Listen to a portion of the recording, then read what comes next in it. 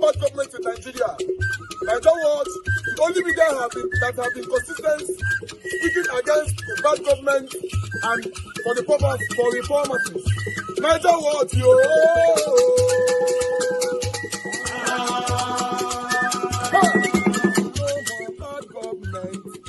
No more bad government. Niger what? No more bad government. Niger what? No more bad government. The only media that have been speaking. No more bad government. The voice of the voiceless. No more bad government.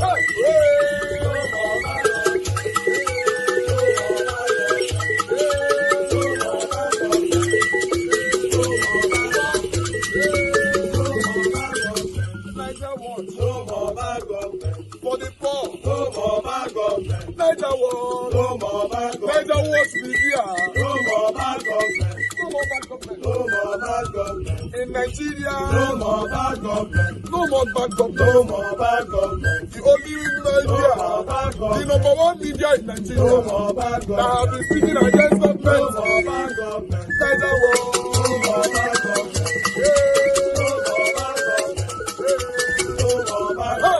Niger what you? The voice of the voiceless. The voice of the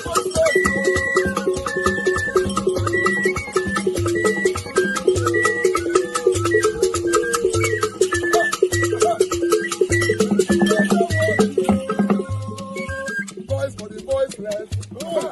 Voice for the voiceless. Niger what? Voice for the voiceless. Niger watch media. The only media that have been speaking against bad government. Being consistency since 1944. Voice for the voiceless. Voice for the voiceless. Umuwame. Voice for the voiceless. Umuwame. Voice for the voiceless. Voice for the voiceless. Voice for the voiceless. Voice for the voiceless. Voice for the voiceless. Voice for the voiceless. Niger watch you. We have been seeing all you guys have been doing, and we recommending to everyone in Nigeria, saying that you guys are the number one. Niger watch you.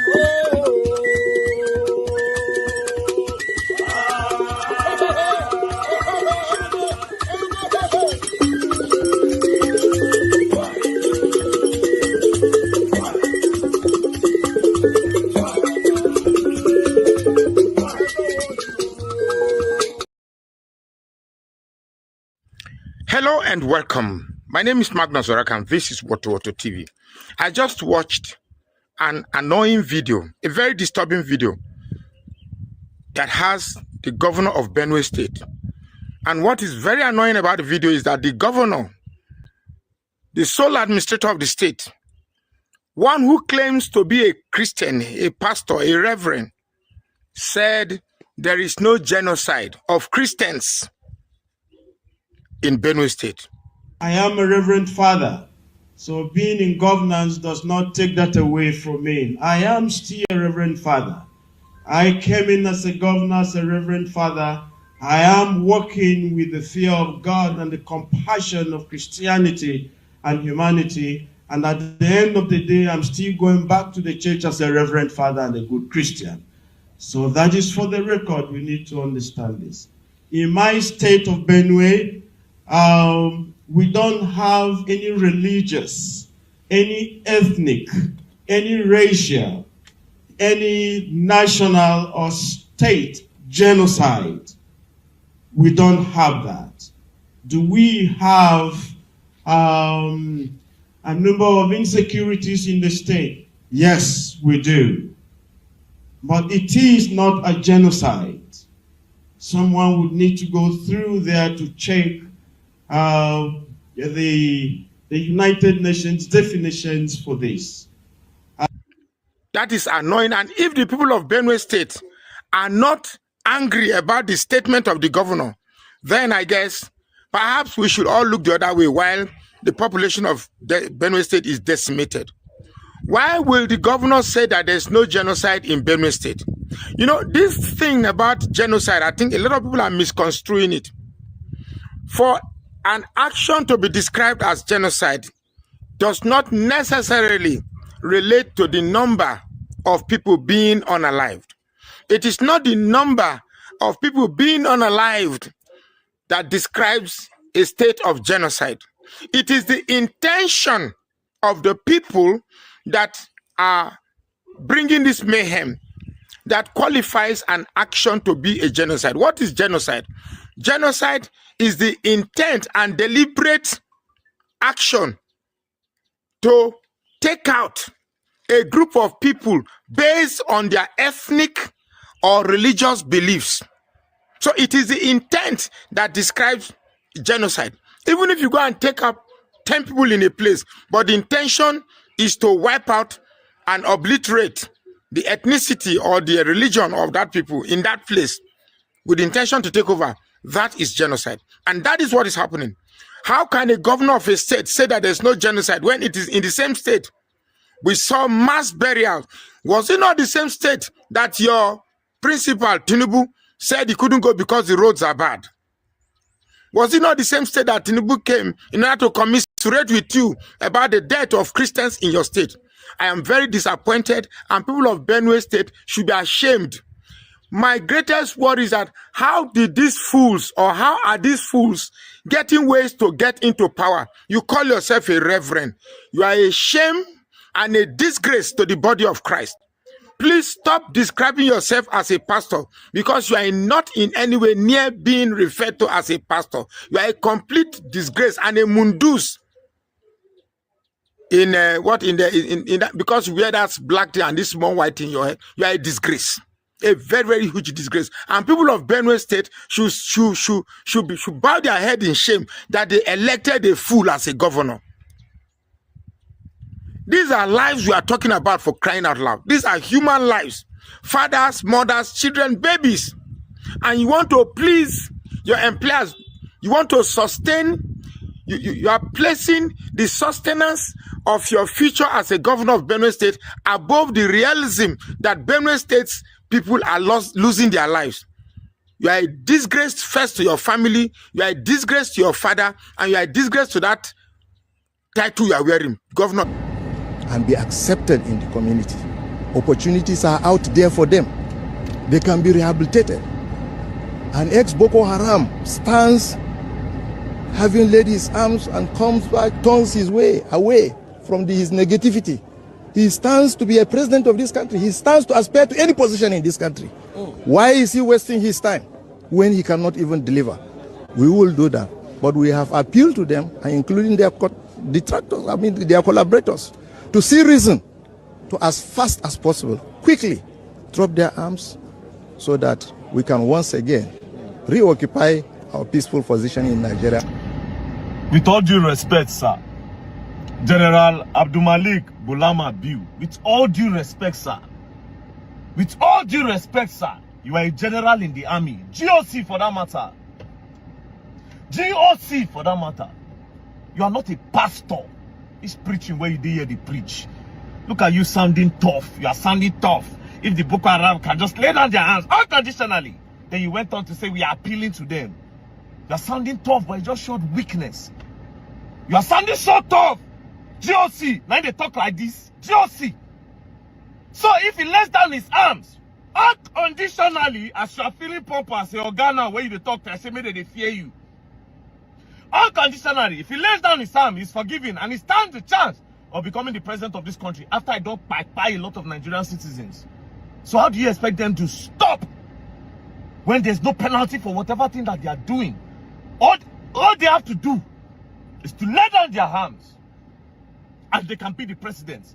All of us can actually just become terrorists at the end of the day. Okay, with all due respect, that position where you did, just leave on. GOC. Now they open the mouth, they talk this thing.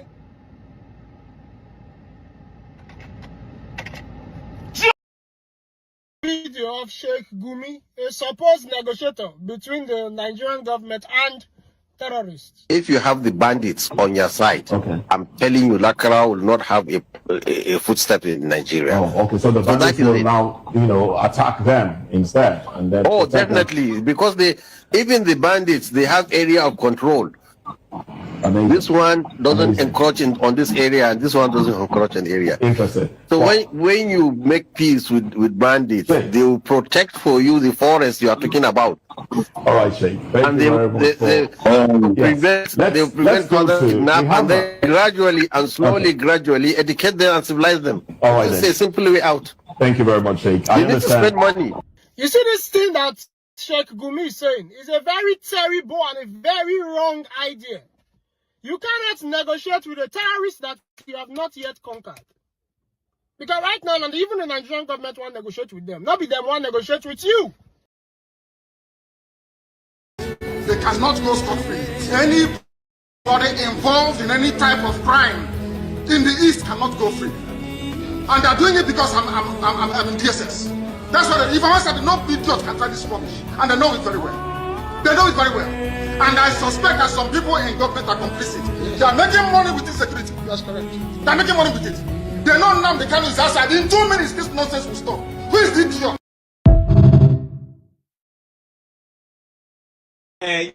In 2011, when they rearrested him, guess where they caught him? In the house of Shetima in Abuja.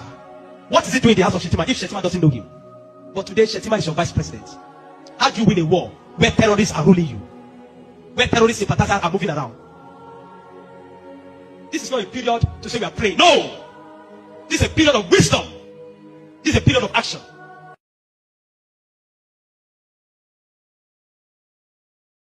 Nnamdi Kanu. I'm here with my colleagues, Maxwell Opera, PhD, and Ms. Ijoma Ifedinobi, Esquire. We just came out from visiting the State Security Service department of the FCT, and we have been informed by the Director of Operations that Nnamdi Kanu is no longer in their custody. They have been moved to a safe correctional facility in Sokoto State. So right now, Nnamdi Kanu is now in Sokoto State, and our challenge anyway in this is that most of the documents he's supposed to file in Abuja Court of Appeal, he may not be able to file it anymore because he needed to file processes at the Court of Appeal to challenge the judgment that was delivered yesterday by the Federal High Court Judge, Honorable Justice James Omotosho. And moving him to Sokoto is now going to act as an impediment to his filing those appeal processes. But in any case, we are guaranteed and assured where he is in Sokoto is safe for him at the moment. And we are hoping and praying that he could be relocated back here in Abuja, where we believe is safer for him and much better for him to pursue his appeal. Thank you very much. By the special grace of God, the appeal will be ready for filing by next week. So that is the position. Thank you. Thank you very much.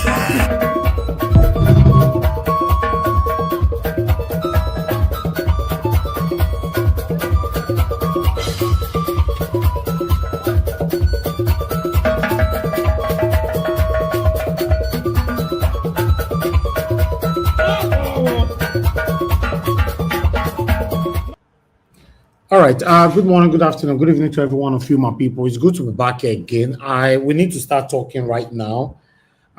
If we have to present everything that is going on, reactions from Nigerians, the state of the nation, and all that, trust me, we'll be here for the whole day. I appreciate every one of you. Happy weekend to you all. Today is Friday, 21st of November, 2025. Mother of all mommy diaspora, my lovely mother. Good evening to you, mommy. Thanks for all that you do. I appreciate you always. And I love you so much. My brother, Abu Azi, thank you very much for all that you do. Thank you. God bless you. Thank you, everyone right there. A lot of you have commented. Thank you very much, Mother Eugenia. I appreciate you. Thanks for the super chat already. Thank you very much, CEO, already for the super chat as well. Every one of you right there, please help us to press on the like, help us to share, take our voices far as we speak on the things that is affecting you and I. Kiss Noguera here, can see you, Mother Peggy Modi. Thank you very much, ma. I appreciate you. Eva Line, Mike Akyambare, and many more that is already there. But I'd like us to start talking right away. I have Mr. Joseph Oji already on the phone. Mr. Joseph Oji, good evening to you, sir. Please talk to us. Yeah, good evening, Mr. Producer. just want to say thank you for what you do. I greet you for all your efforts coming out every day. And also greet your mom. Thank you. What I want to find too, Jerry, is that for me, if I'm one of those Igbos appointed by Tinubu in this government now, I'm telling you, Mr. Ellis, I will tender my resignation. And really, if really they've all made their appeal to the president to look into Nnamdi case, and this man didn't respond, didn't do anything until this violence was carried out yesterday. I'm telling you, I will tender my resignation. I will resign from the government. I don't know what's called Bianca Oyukwe there. I don't know what she is doing. Even the one that is elected, the George Hughes or Kalo, do you know that man is from the same place? I mean, what's called the deputy, what's called house reps or whatever it is. That man, he's from the same place with this man. He's from the same area. Same thing not Jews or Kalo. It's not far from his own place. Is not far from Kanu's place. Okay. These are the people. They should all be ashamed. And if really, and governors, like they have been claiming that they were paid to Tinubu, and this guy refused to yield to their bill, that means he is calling their bluff. He's calling their bluff. The guy has peed on all of them. Rather, he has even peed on all the Igbo nation. That's exactly what Tinubu have done.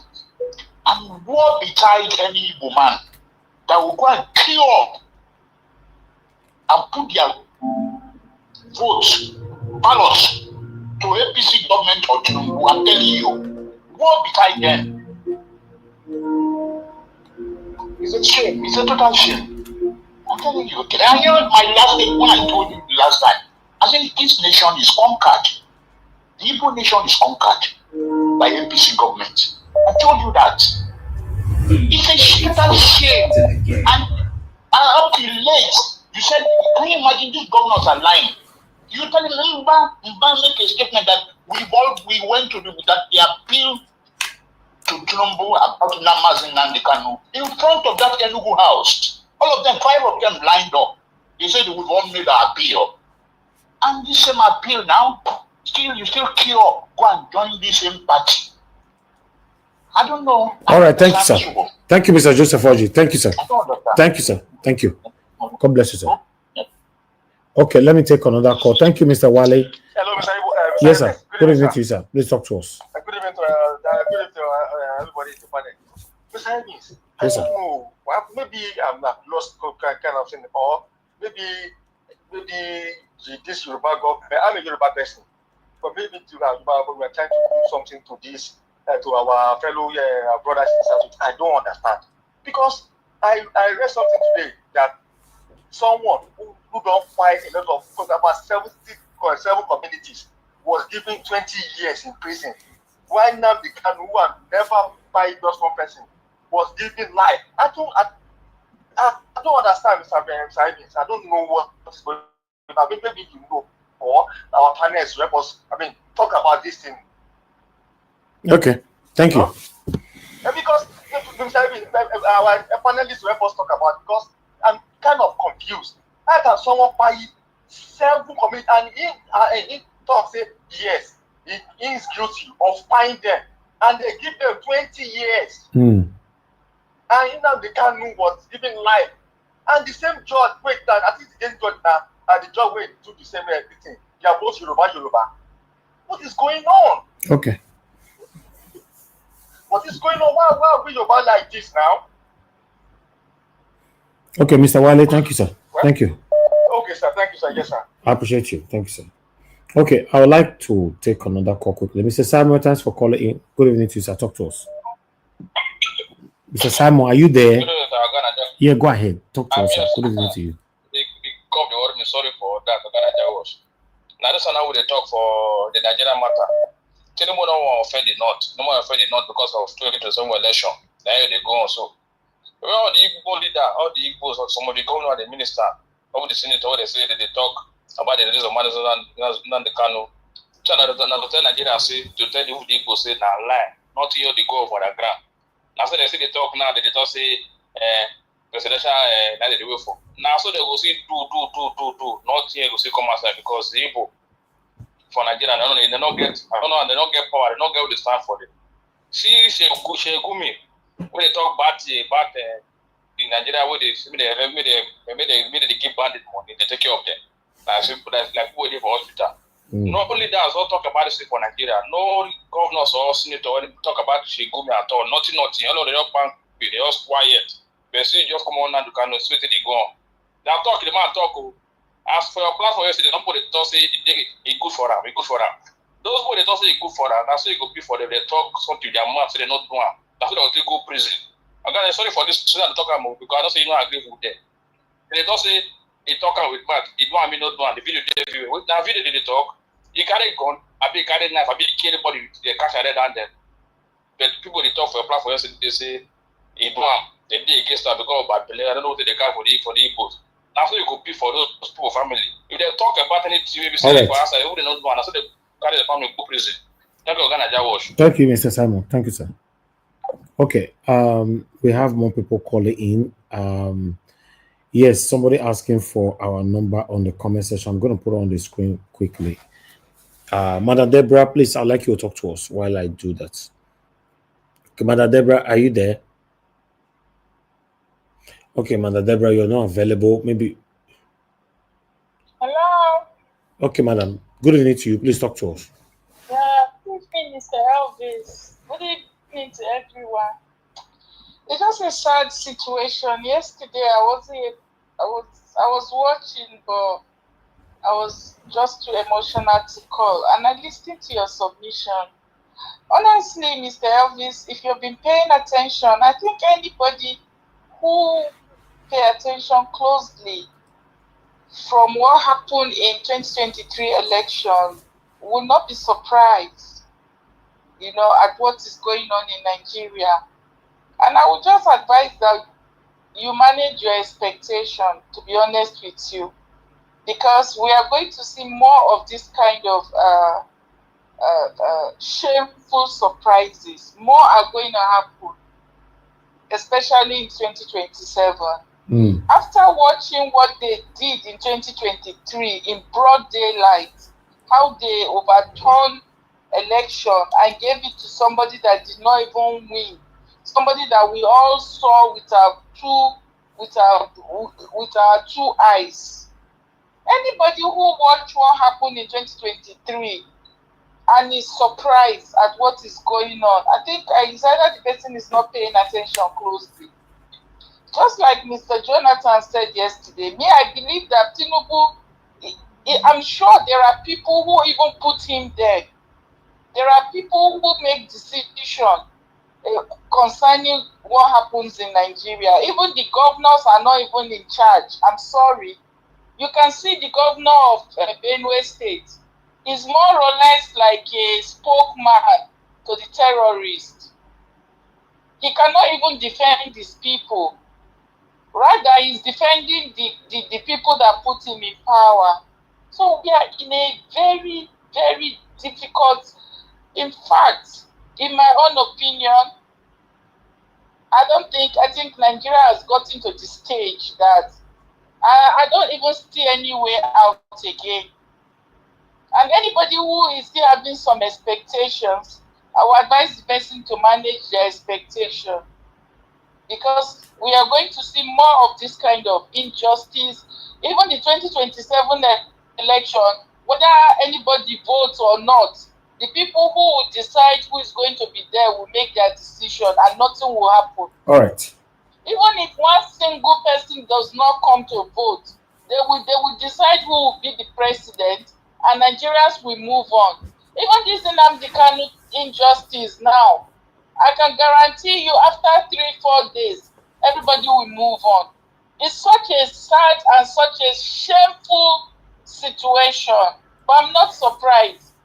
They can do whatever they like because they know that nobody is going to hold them accountable. Let us just brace up for more of this kind of surprises that is going to come. But as far as I'm concerned, to be honest with you, I'm not surprised. I'm not surprised at all. Okay. At what is going on. Thank you so much, Mr. Elvis. Thank you, Mother Deborah. God bless you, man. Thank you. Yeah, thank you. Okay, callers, I'm done right now. I would like us to just start talking straight away, but I would like to quickly say this. Now, they've moved Nnamdi Kanu to Sokoto. According to them, if they move him to Kuje, there's a lot of Igbo people in that Kuje prison. You know, if they move it to Lagos, there's a lot of Igbo people in the Kirikiri. So they move him to Sokoto.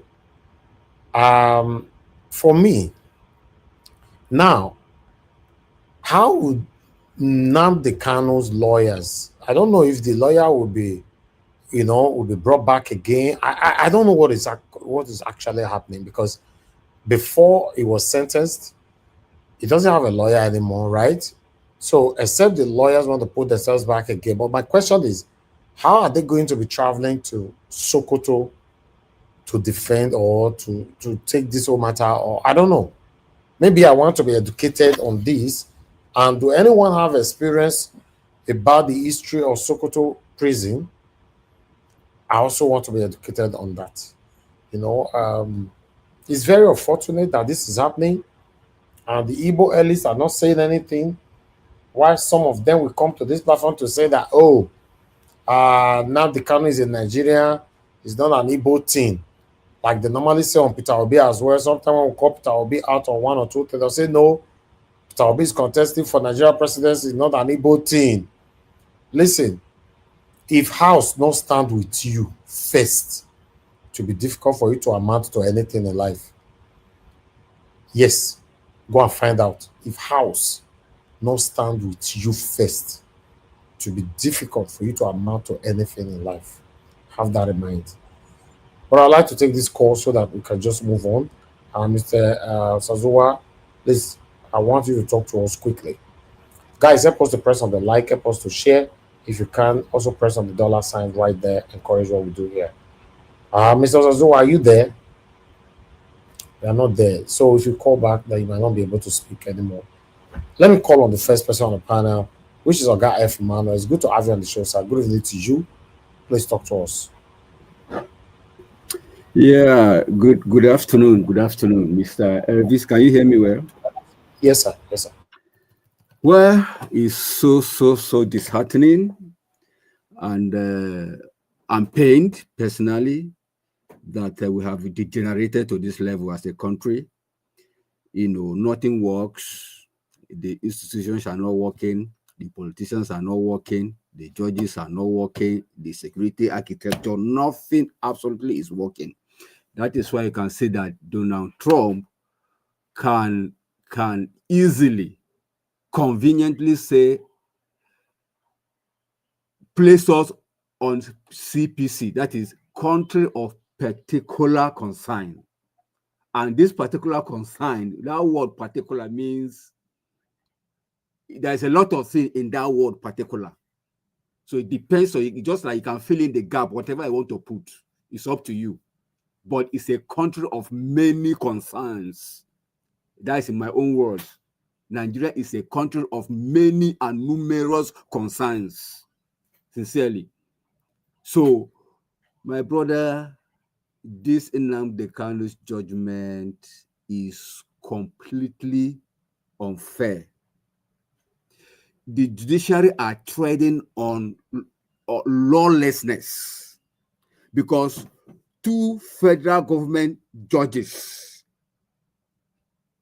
justices, I can remember one, Ade Fowukbe, something like that, discharged Nnamdi Kanu, and the federal government flaunted it. And the second one again is Ogunwumi, do something like that. I can't pronounce the name, properly. Said the same thing in two occasions. This guy had been discharged, yet the country, the government refused to let him go. These are the people that are supposed to keep decorum in our country. These are bodies that are supposed to obey the rules of the law in our country, but they flouted it until they came to where we are today. So how can the country grow if those who are supposed to uphold the rule of law are breaking the law? You swear an oath to hold the rule of law, the constitution of Nigeria, and you get into the office and you do otherwise. So, my brother, it's just unfortunate. Please let people don't blame Nnamdi Kanu, because it's easy to blame somebody where you're not in his shoe. I know how long he has been there. See the manner in which he was extradited from Kenya. They even break international law. So Nigeria is a lawless country, anyhow you want to look at it. People get into power through back door.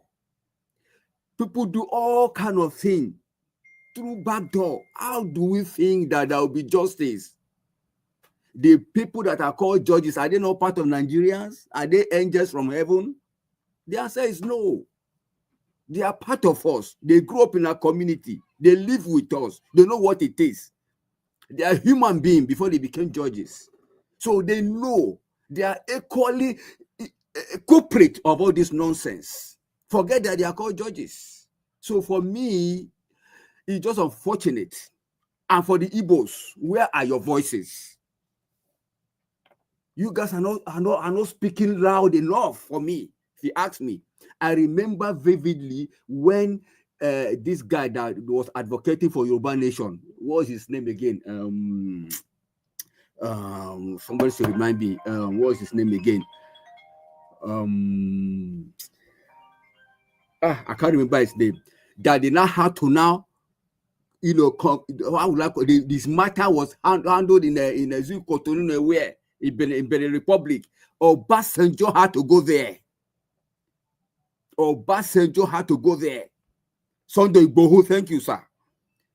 So the guy now is free under the same thing that they are accusing Nnamdi Kanu for. Okay, if Nnamdi Kanu has used his mouth to say things, has he done it? That's the question we should be asking ourselves. Has he done it? These are mere spoken words. Agitation is mere spoken word. Show what is still agitating to today. These are words from the mouth. So I can't understand this kind of injustice. It's a shame. It's a shame. Sincerely, it's a shame. I don't know. That's on the other hand, and I hope they don't want to also use it to achieve political end objective at the end of next year, maybe towards 2027. That's another thing I'm also looking at it. Because the way presidential pardoning is flying here and there, I hope this is not intended to make sure that towards the end of 2026, getting to 2027, they will now, okay, so that they can capture, the Agbadoman can capture the Eastern Zone, Eastern Bloc, by saying, okay, if you vote for me, I'm going to free Nnamdi Kanu or give pardon before the election. So there are a lot of gimmicks. There are a lot of gimmicks that you can't really ascertain at this time around. But it's unfortunate. All I know is that you should appeal it. You shouldn't accept it. It's lawyer that he has sacked. They should put their head together and appeal it. It's appealable. It's not death sentence. It's appealable. Let him go ahead and appeal it. Let me stop for now. Thank you.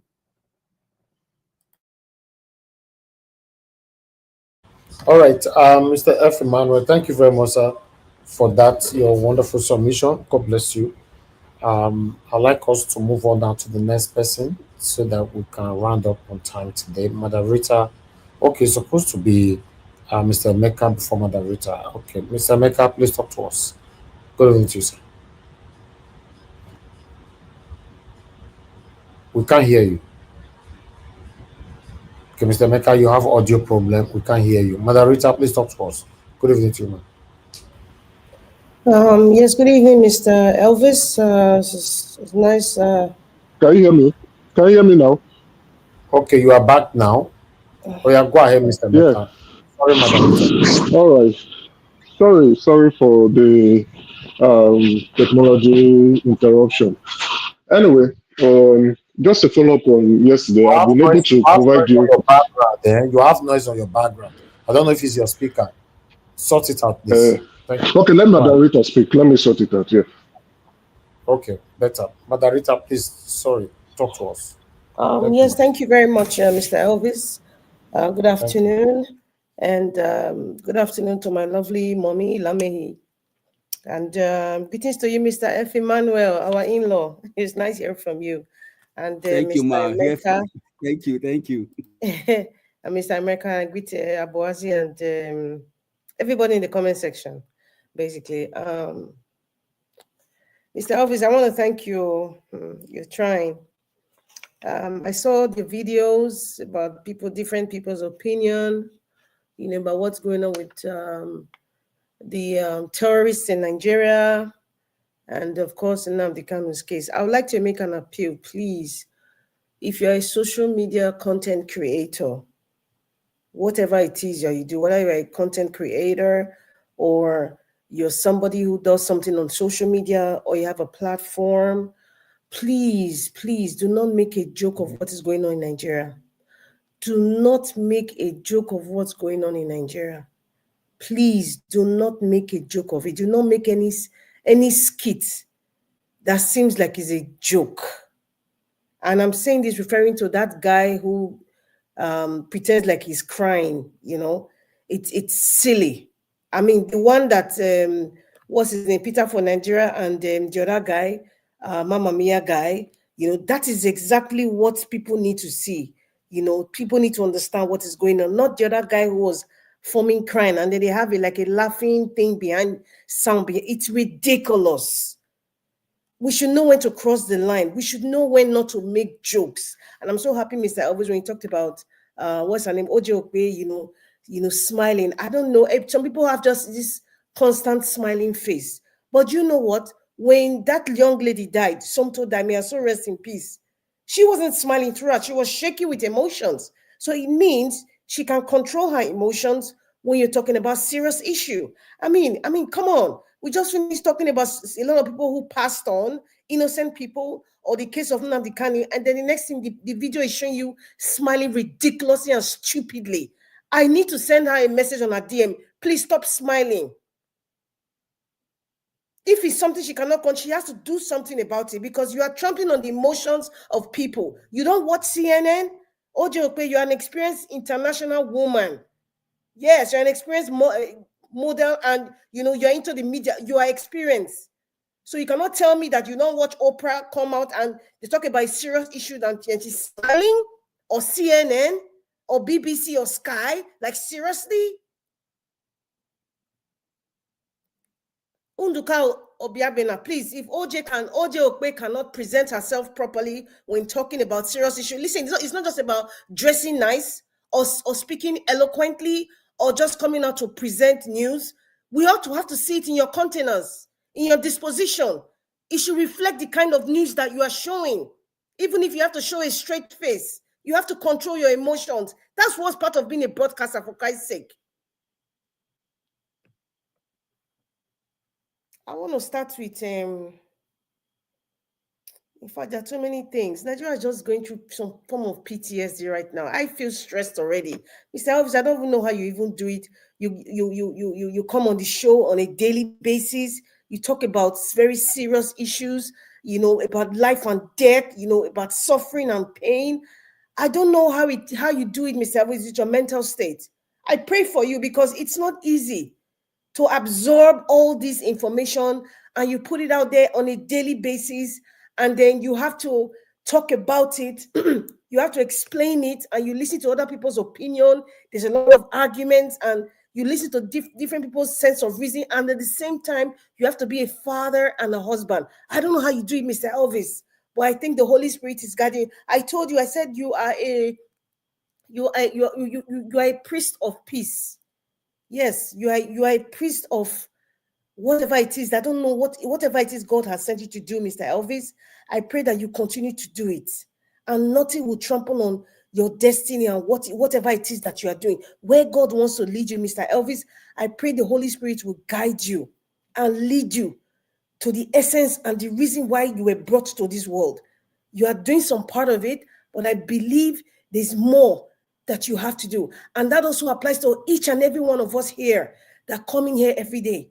We all have some sort of work that God has brought us to do in this world. Yes, and I pray that we discover it and we practice it without fear or favor. Because there's something they say, the people who want to truly serve God in truth should be prepared not to bow down to the pleasures or the pressures of men. So someone like Nnamdi Kanu now, he's not bowing down to whatever it is they want to give him. He's not bowing down to the fact that some traitors from the tribe of where he comes from, are begging him or they are cowering him down. He's not paying allegiance to that. He's even sacrificing his family, his children and his wife. That is somebody who is doing a work of God. He's prepared to sacrifice anything. He's prepared to sacrifice anything. Do you think it's normal? It's God. It's God. It's God. It's God. It's the Holy Spirit. I think it's Hebrews 11. It says, we talk about faith, or is it Hebrews 1:11? Faith is the substance of things hoped for, the evidence of things unseen.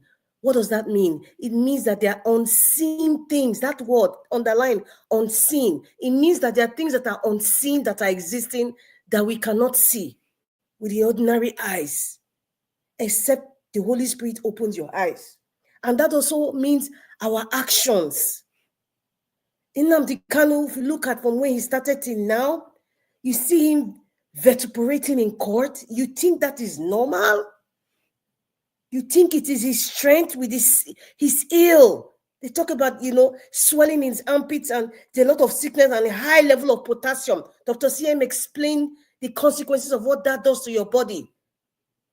And this man is still standing. He's still talking with so much power. Do you guys think it's normal? So we need to be very careful when we are criticizing what Nnamdi Kanu is doing. It's beyond Biafra. It's the soul of Nigeria. This is what I see. I don't know about you. It's beyond Igbo people. What Nnamdi Kanu is doing is beyond Biafra. It's beyond it. The land will never, Nigeria will know no peace. Until they focus on Nnamdi Kanu's truth. Nigeria will know no peace. It's not a joke. If you want to be ignorant about it, that's your prerogative. That's your business. If you want to criticize him, that is your business. But whatever it is that you get after that, deal with it. I went through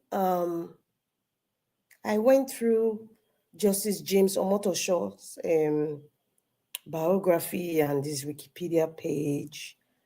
It's so funny.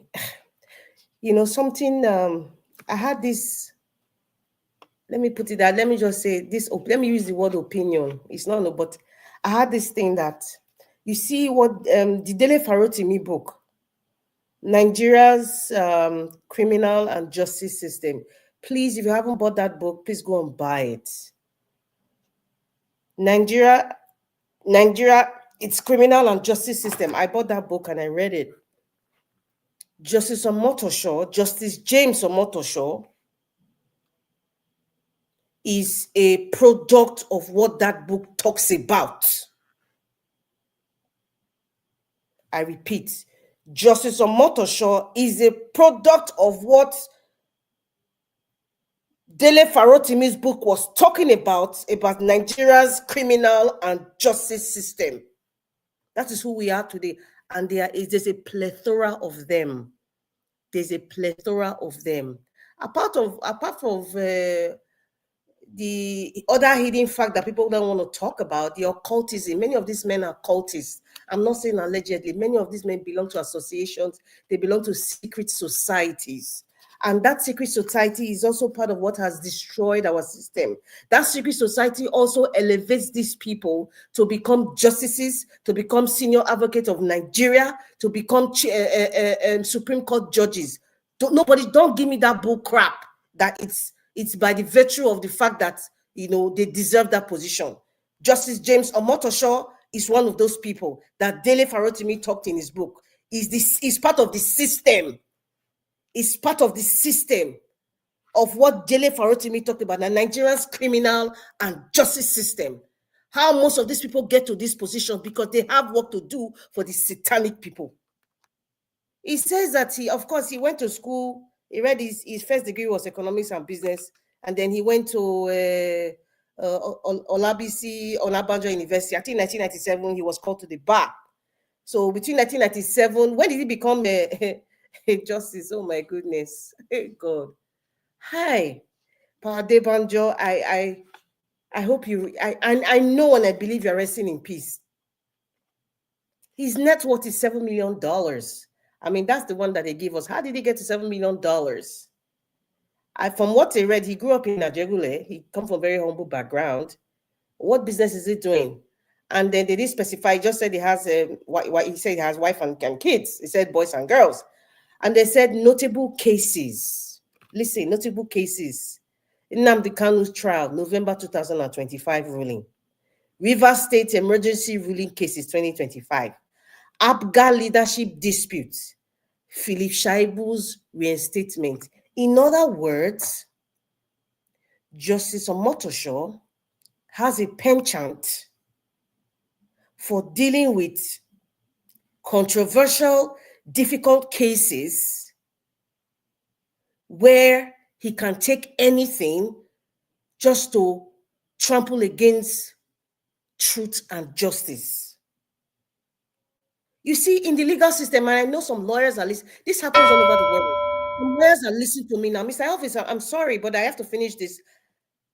Every lawyer, everybody who is a lawyer or let me just say a lawyer, you know certain justices that can do dirty work. You know some justices that can never be compromised. You're right, my sister. You're right. This is all over the world. I know what I'm talking about. America, London, Canada, everywhere, Europe. If you are a lawyer, you know the justice, you are in conversant with some judges, and you go to court, you know the judges that you can talk to, you know the judges you cannot talk to. This is his Wikipedia page now. Look at the cases he has dealt with. What does that tell you? He tells you his personality. Sorry, ma, can we ask a question? Please, I have not finished because he has ranked Mr. Elvis. I don't know if I should wait for the second round to say what I need to say, but just to respect the rules, I will just wait. Round up. No question, please. Yeah. Oh, okay. You know what? I will just wait for this because this part is just in Nnamdi Kanu's case. The second part will be about the killings and stuff in Nigeria. I'm just going to stop here because I won't have enough time. Thank you. Mr. Elvis. All right. Thank you, Madam. Mr. Elvis. Yes, sir. With all due respect, sir, you would have probably allowed some question. The question will cement Madam Rita's research and also open some limelight on Nigerians. You could have allowed some. Yeah, but you can still ask that question when you are giving your submission. Those kind of questions consume more time while a lot of people will be waiting. Not all the time. Mr. Elvis, with all due respect, if I can beg you, I understand we have to deal with time, but the delicacy of what we have at hand is very, yeah, but I know somebody that is running this broadcast, I cannot be doing 4 hours every day, my brother. I understand. We need to be strict with time sometimes. That's why I say it cannot always happen. So everybody should work with time sometimes. Let me call on the next person, to talk to us, which is King Emeka. If you are there, please talk to us. Good evening to you. Yeah, Mr. Evans, good evening. Abi and fellow panelists, greetings to you all, those who are in the comment section and those viewing at home. Greetings to you wherever you are in the world. Mommy Diaspora, good evening to you, and thanks for the work you do. Mr. Evans, I was able to send you a few evidence, like you requested yesterday, time based on the time permitting. But if you want more evidence and you have the time, you can go to Biafra, Radio Biafra is on YouTube. Um, Very long broadcasts on different days. If you do have the time, you can listen to some of them yourself. Um, Yesterday was a heated debate. Some people didn't want me to speak, which was a violation of my free speech privilege and right. I hope Mr. Evans has taken that into consideration. Then again, on Nnamdi Kanu, he's a polarizing figure. You either like him, you either don't like him, or you stand on the fence. But what I would say about Nnamdi Kanu is that he is not a coward. That is very obvious. In the face of 200, over 200 million people in Nnamdi Kanu, everybody will agree that he is not a coward. And he has consistently shown that he is not a coward. And even Mr. Elvis yesterday mentioned that we have so many cowards in Nigeria. Nnamdi Kanu inspired a lot of people, especially my people from the Southeast, and he gained supporters from those who are not from the Southeast. Um, Nnamdi Kanu also said inflammatory statements, which has resulted to tension in the Southeast. The biggest benefactors of Nnamdi Kanu's activities would be we, the Southeasterners, if such his activities come to fruition. And the biggest victims of his activities is also we, the Southeasterners. Business Day on May 26, 2025, was able to articulate that the sit-at-home crisis has cost the Southeast 7.6 trillion in 4 years since it started. Um, where, when I did my own maths, they didn't include the opportunity cost. So when I did my maths and I included the opportunity cost, it's over 12 trillion naira. Many of us in the Southeast can go back to the village. Many of us in the Southeast can conduct activities in the village. When I wanted to bury my dad, I went to the Southeast with military personnel as bodyguards. And that is not something that is usual. Right from Owerri Airport down to Umuahia, you will not count the number of military checkpoints. It shows the heightened tension in the Southeast. Economic activities is not going well. We have prominent Southeasterners who took their ceremonies conducted them in Lagos. An example is Davido, who was marrying an Igbo lady, Chioma. They could not do that wedding in the Southeast, where she is from. It was done somewhere else. What's his name again? This popular musician who did not bury his mother. I think it's his mother in Anambra. Went to do it in Enugu because he felt Enugu was more safer. Then we have prominent politicians who could not celebrate life in Southeast but decide to go to a different location. These are the economic costs of increased tension going on in the Southeast as a result of, whether directly or indirectly, the activities of Nnamdi Kanu's incarceration activities, incitements, and as well as the unlawful attacks being perpetrated by the ECN, the military arm of IPOB. So I will stop here on that matter, and I provided some evidences as requested. So I am not the one saying it. I am a direct victim. I am a direct victim. So make do what you want to make do. I'm not saying you should change your mind. It doesn't change my mind about Nnamdi Kanu and the respect I have for him. He is not a coward. I consider him to be a freedom fighter, and he has also committed some crimes. I also would want to put him at the same podium or hold him at the same pedestal with Nelson Mandela because he's going through that same route. Nelson Mandela was a freedom fighter. Nelson Mandela committed some crimes. Nelson Mandela was charged to life imprisonment in prison. And Nnamdi Kanu is also going through that route. Nelson Mandela was released and Nelson Mandela became the president of South Africa. Only God knows what Nnamdi Kanu's future holds. But I know that there is severe pressure from the political class, especially from the Southeast, to look into Nnamdi Kanu's case and do the right thing for the benefit of the Southeasterners. I do not want Nnamdi Kanu to continue to be in jail, especially now that he's in faraway Sokoto. That can have an impact on his mental state and his well-being too. We hope for the best. It's not going to stop the separationist movement. That agenda, Nnamdi Kanu was not the one who started it. It will not also end with Nnamdi Kanu. So this is my opinion on this matter. Now, as at yesterday, the U.S. Congress were deliberating about the Nigeria being a country of particular concern. I was quite disappointed because, according to reports, it shows that they were split, even in the face of multiple evidences, indicating witnesses, victims, speaking about the genocide going on in the country. And as at yesterday, children were still kidnapped.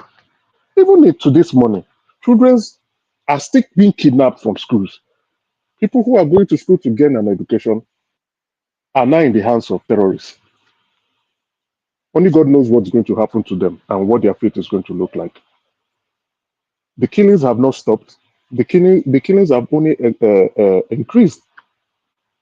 So if U.S. Congress is divided over this matter, I don't think it is justice to us, Nigerians. There should be a unanimous decision. And also, they should be discussing about sanctions on specific individuals who are complicit in with the genocide going on in Nigeria. Well, we only hope for the best. Maybe let's see what their report is going to look like and what the conclusion is going to be. But I know Trump's mind is already fixed on this. I also saw on Twitter the Secretary of War informing the world that he has met with Nero Rabadu, the NSA, and they were discussing. With due time, we will know the outcome of such discussion. Anyways, I will pivot to Tinubu pushing the Minister of State of Defense, Matawale, to go to Kebbi. Also, I think 2 days ago or yesterday, Tinubu also sent the Vice President to go to Kebbi. Now, remember 3 days ago, I was pointing out from publications, research, and some piece of evidence that the Vice President has been accused of having a hand in insecurity in the country, as well as the current Minister of State for Defense, Matawale, having a hand in insecurity in the country. Now, they are pushing them to go to Kebbi, probably to go and negotiate, because I don't see what those men, I don't know what they are going to do. They are not of fighting age. It continues to show and continues to direct our focus that the Tinubu administration has a hand in insecurity in the country. Let's just call it spade a spade. At this moment, we have to tell the president, please, those people you are sending to go to Kebbi, let them bring back those girls in one fold and let this nonsense just end. We have on tape bandits, terrorists coming for peace talk. If that is going to solve the problem, no problem. If it's not going to solve the problem, please, we need these killings to stop. It has to end completely. Nigeria cannot continue to be on flames. 30 seconds, sir. All right, Mr. Lagbo, thank you for reminding me. I liked your comment yesterday. Anyways, we can only hope for the best for our country because a country at war is a country that is not progressing. If we truly want to progress, we must have a peaceful country, every section of the country. Then again, I thank God I just remembered this. There's a U.S.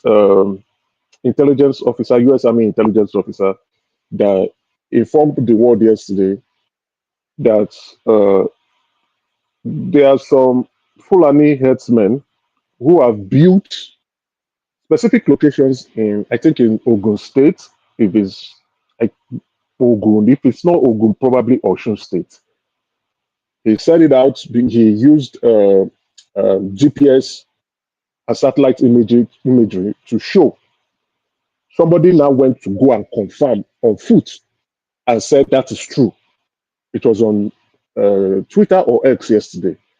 What is this indicating? That these people are already infiltrating the Mr. Southwest. Emeka, I know you giving a good submission. Can you will do that on your second because we have so much people on the panel. Okay, Okay. thank you.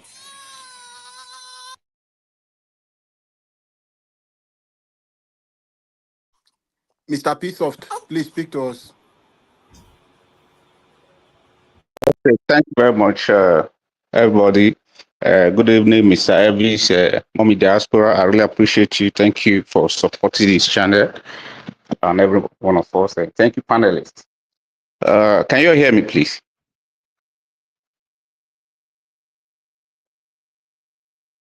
Can you hear me? Yes, we can hear you. Please talk. If we cannot hear you, we will let you know. Just go ahead, sir. Good evening to you. Okay. Thank you very much.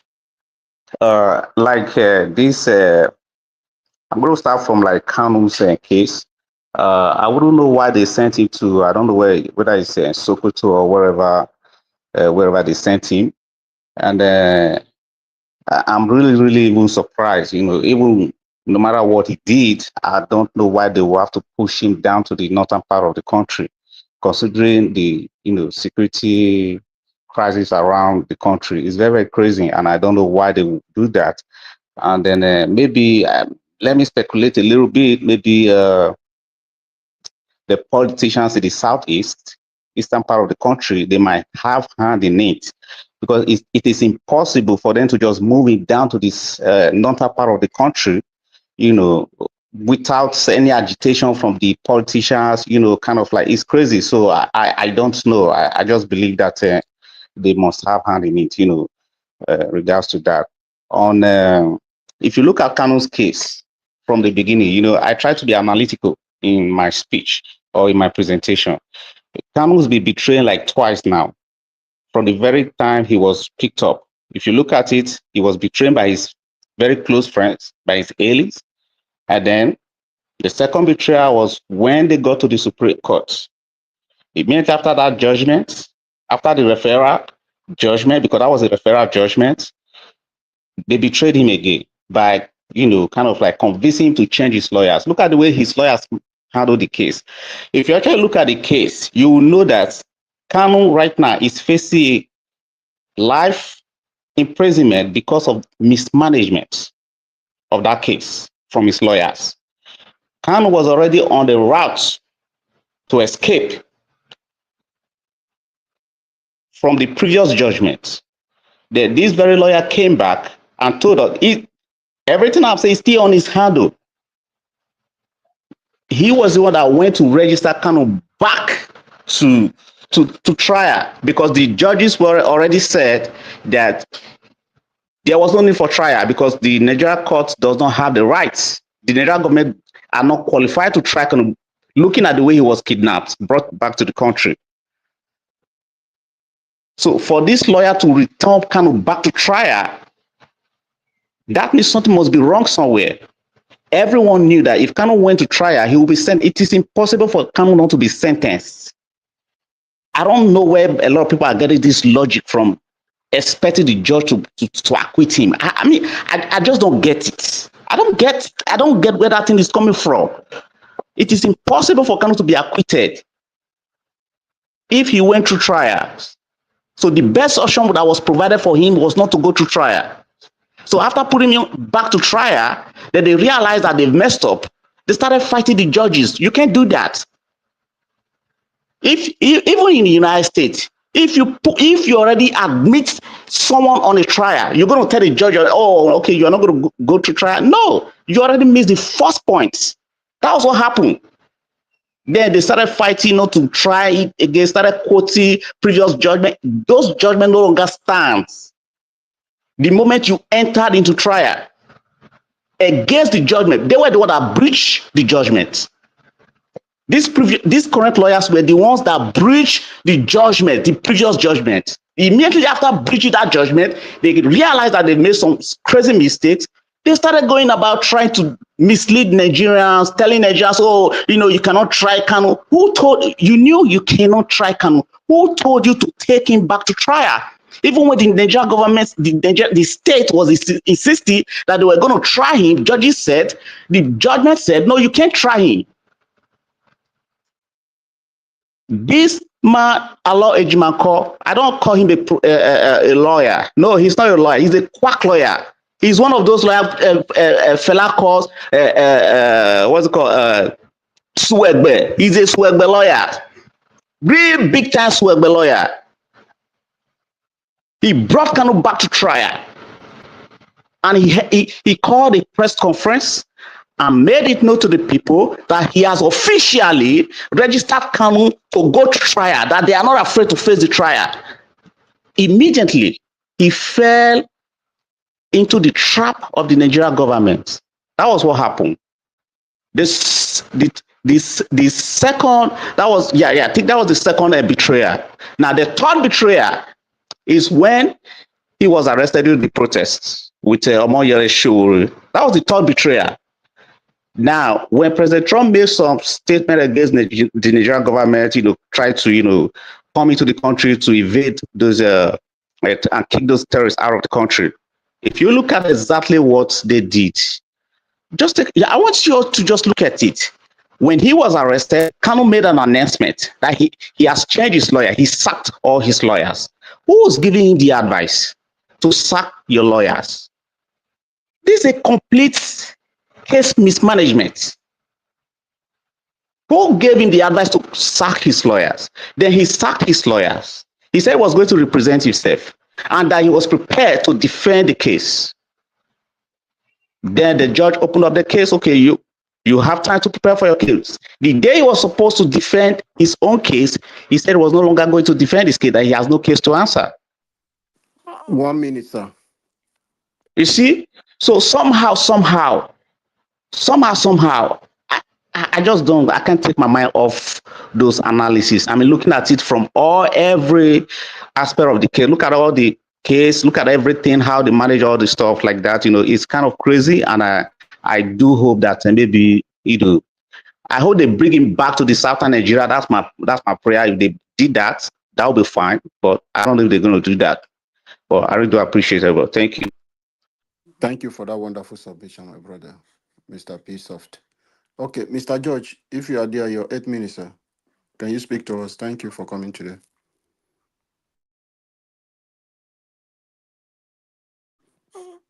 Mr. George. All right, thank you. Thank you. Peace of. Thank you very much. Mr. George, are you there, sir?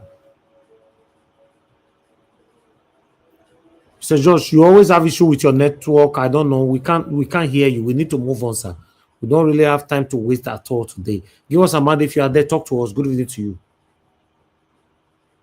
Give us a mandate is not there. I think Mr. George is muted. Yes, now, but we cannot mute him. He muted himself. It's okay. Mr. George, can you hear me? Yeah, you can go on. Don't worry, I'm listening. You can go on. Mr. Can you hear me? Okay. Okay. Give us a mandate. Thank you, my brother. Go ahead. Okay, thank you very much. Hopefully you are hearing me clearly. Thank you very much for all that you do, for your time and then for the efforts that you usually put into this program. Truly appreciate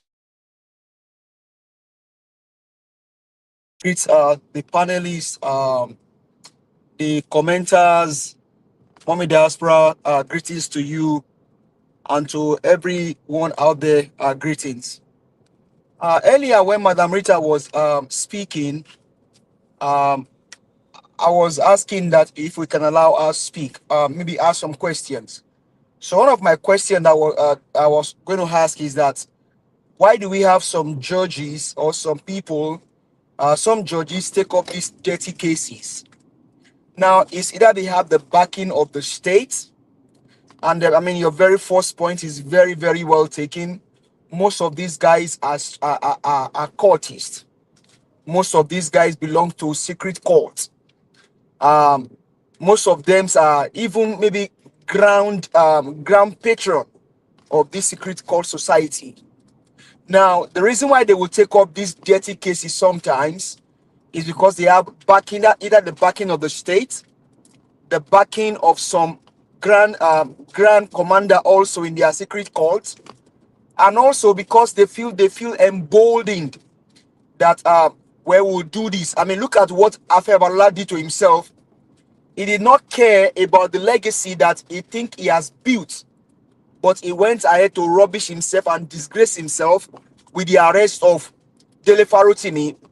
That's the level to which most of these dirty judges and dirty lawyers can go. They are secret court members. They can either be grand commander in their secret cults, sharing red oil and the evil that they do. Then also they have the backing of the state. Now, because of this platform, I would say allegedly, Omotosho is in collusion and probably has worked for Tinubu before. Allegedly, because of this platform. And so if you look at what has happened, they basically put all of this on the tribal pedestal. Now, you now said that Kanu sack his lawyer. Well, he can choose to do that. He's entitled to do whatever he wants to do if he feels that his lawyers are not representing him. Now, the pertinent question I would like to ask you is, if you were the judge sitting down to undo Nnamdi Kanu's case, with all evidence presented to you, and a legal luminary like Mike Ozakome, wonderful lawyer, outstanding, outspoken man, I don't know if someone like Mike Ozakome from your own state went as far as getting Mazi Kanu to the height of legal sanctuary in Nigeria, and they said Mazi Nnamdi Kanu did not offend Nigeria. As a matter of fact, Nigeria should pay Mazi Nnamdi Kanu. If you were the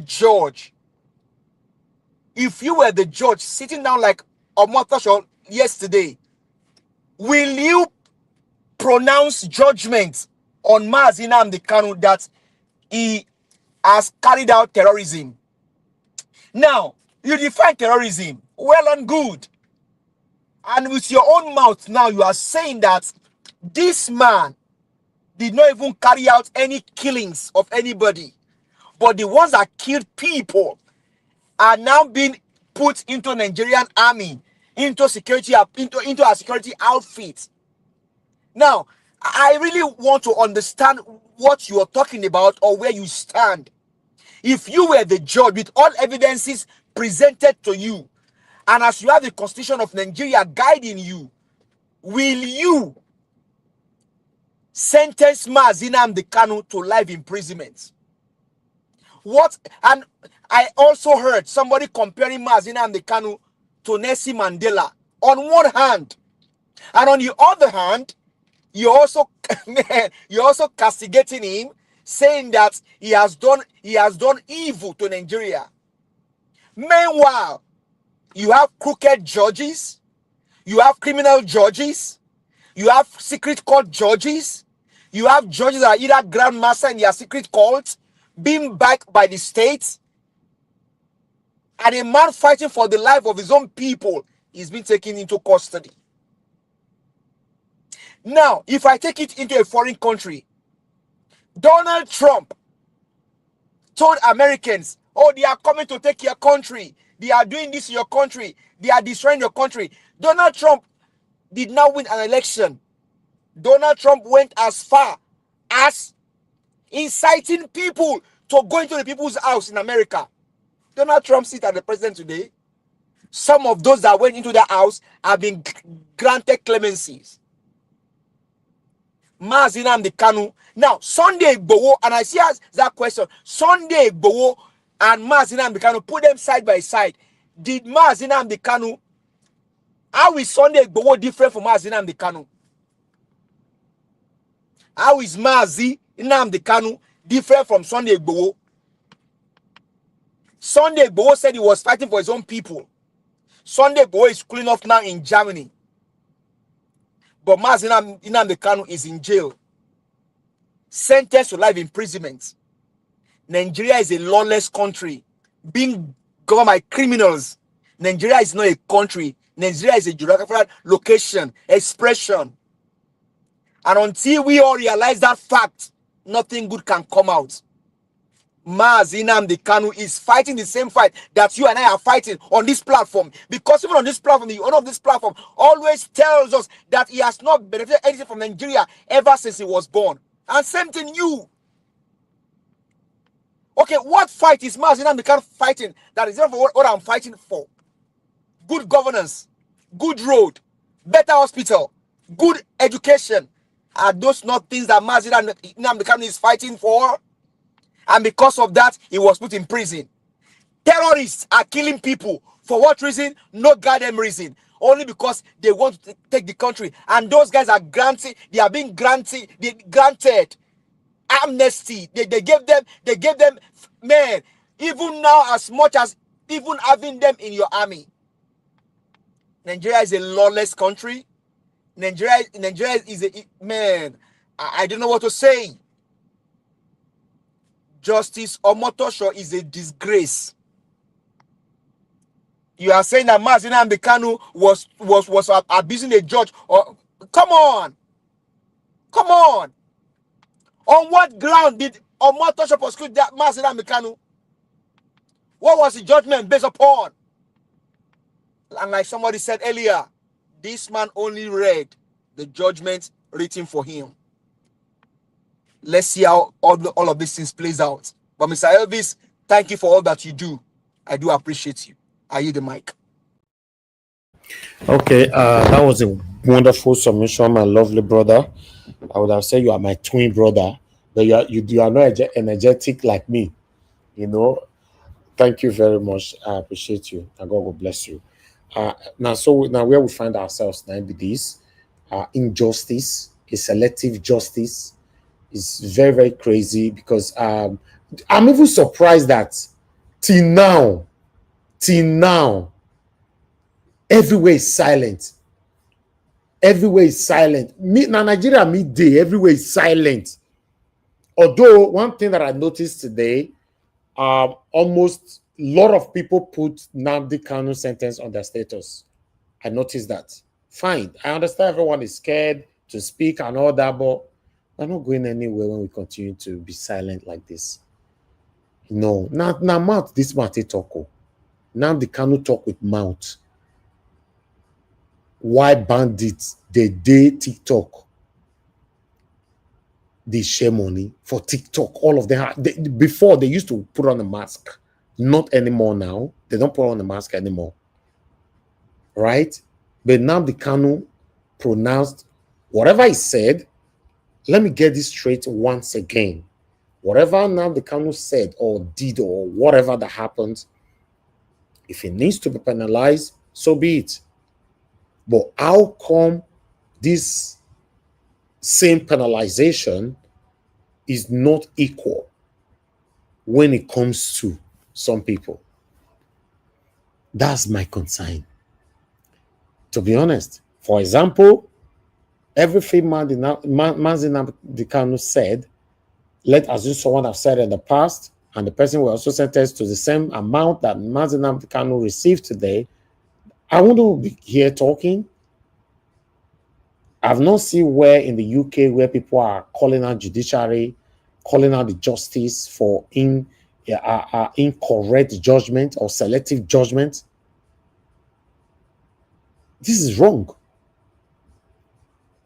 Now, what these people have tried to force us to succumb to is just to be silent.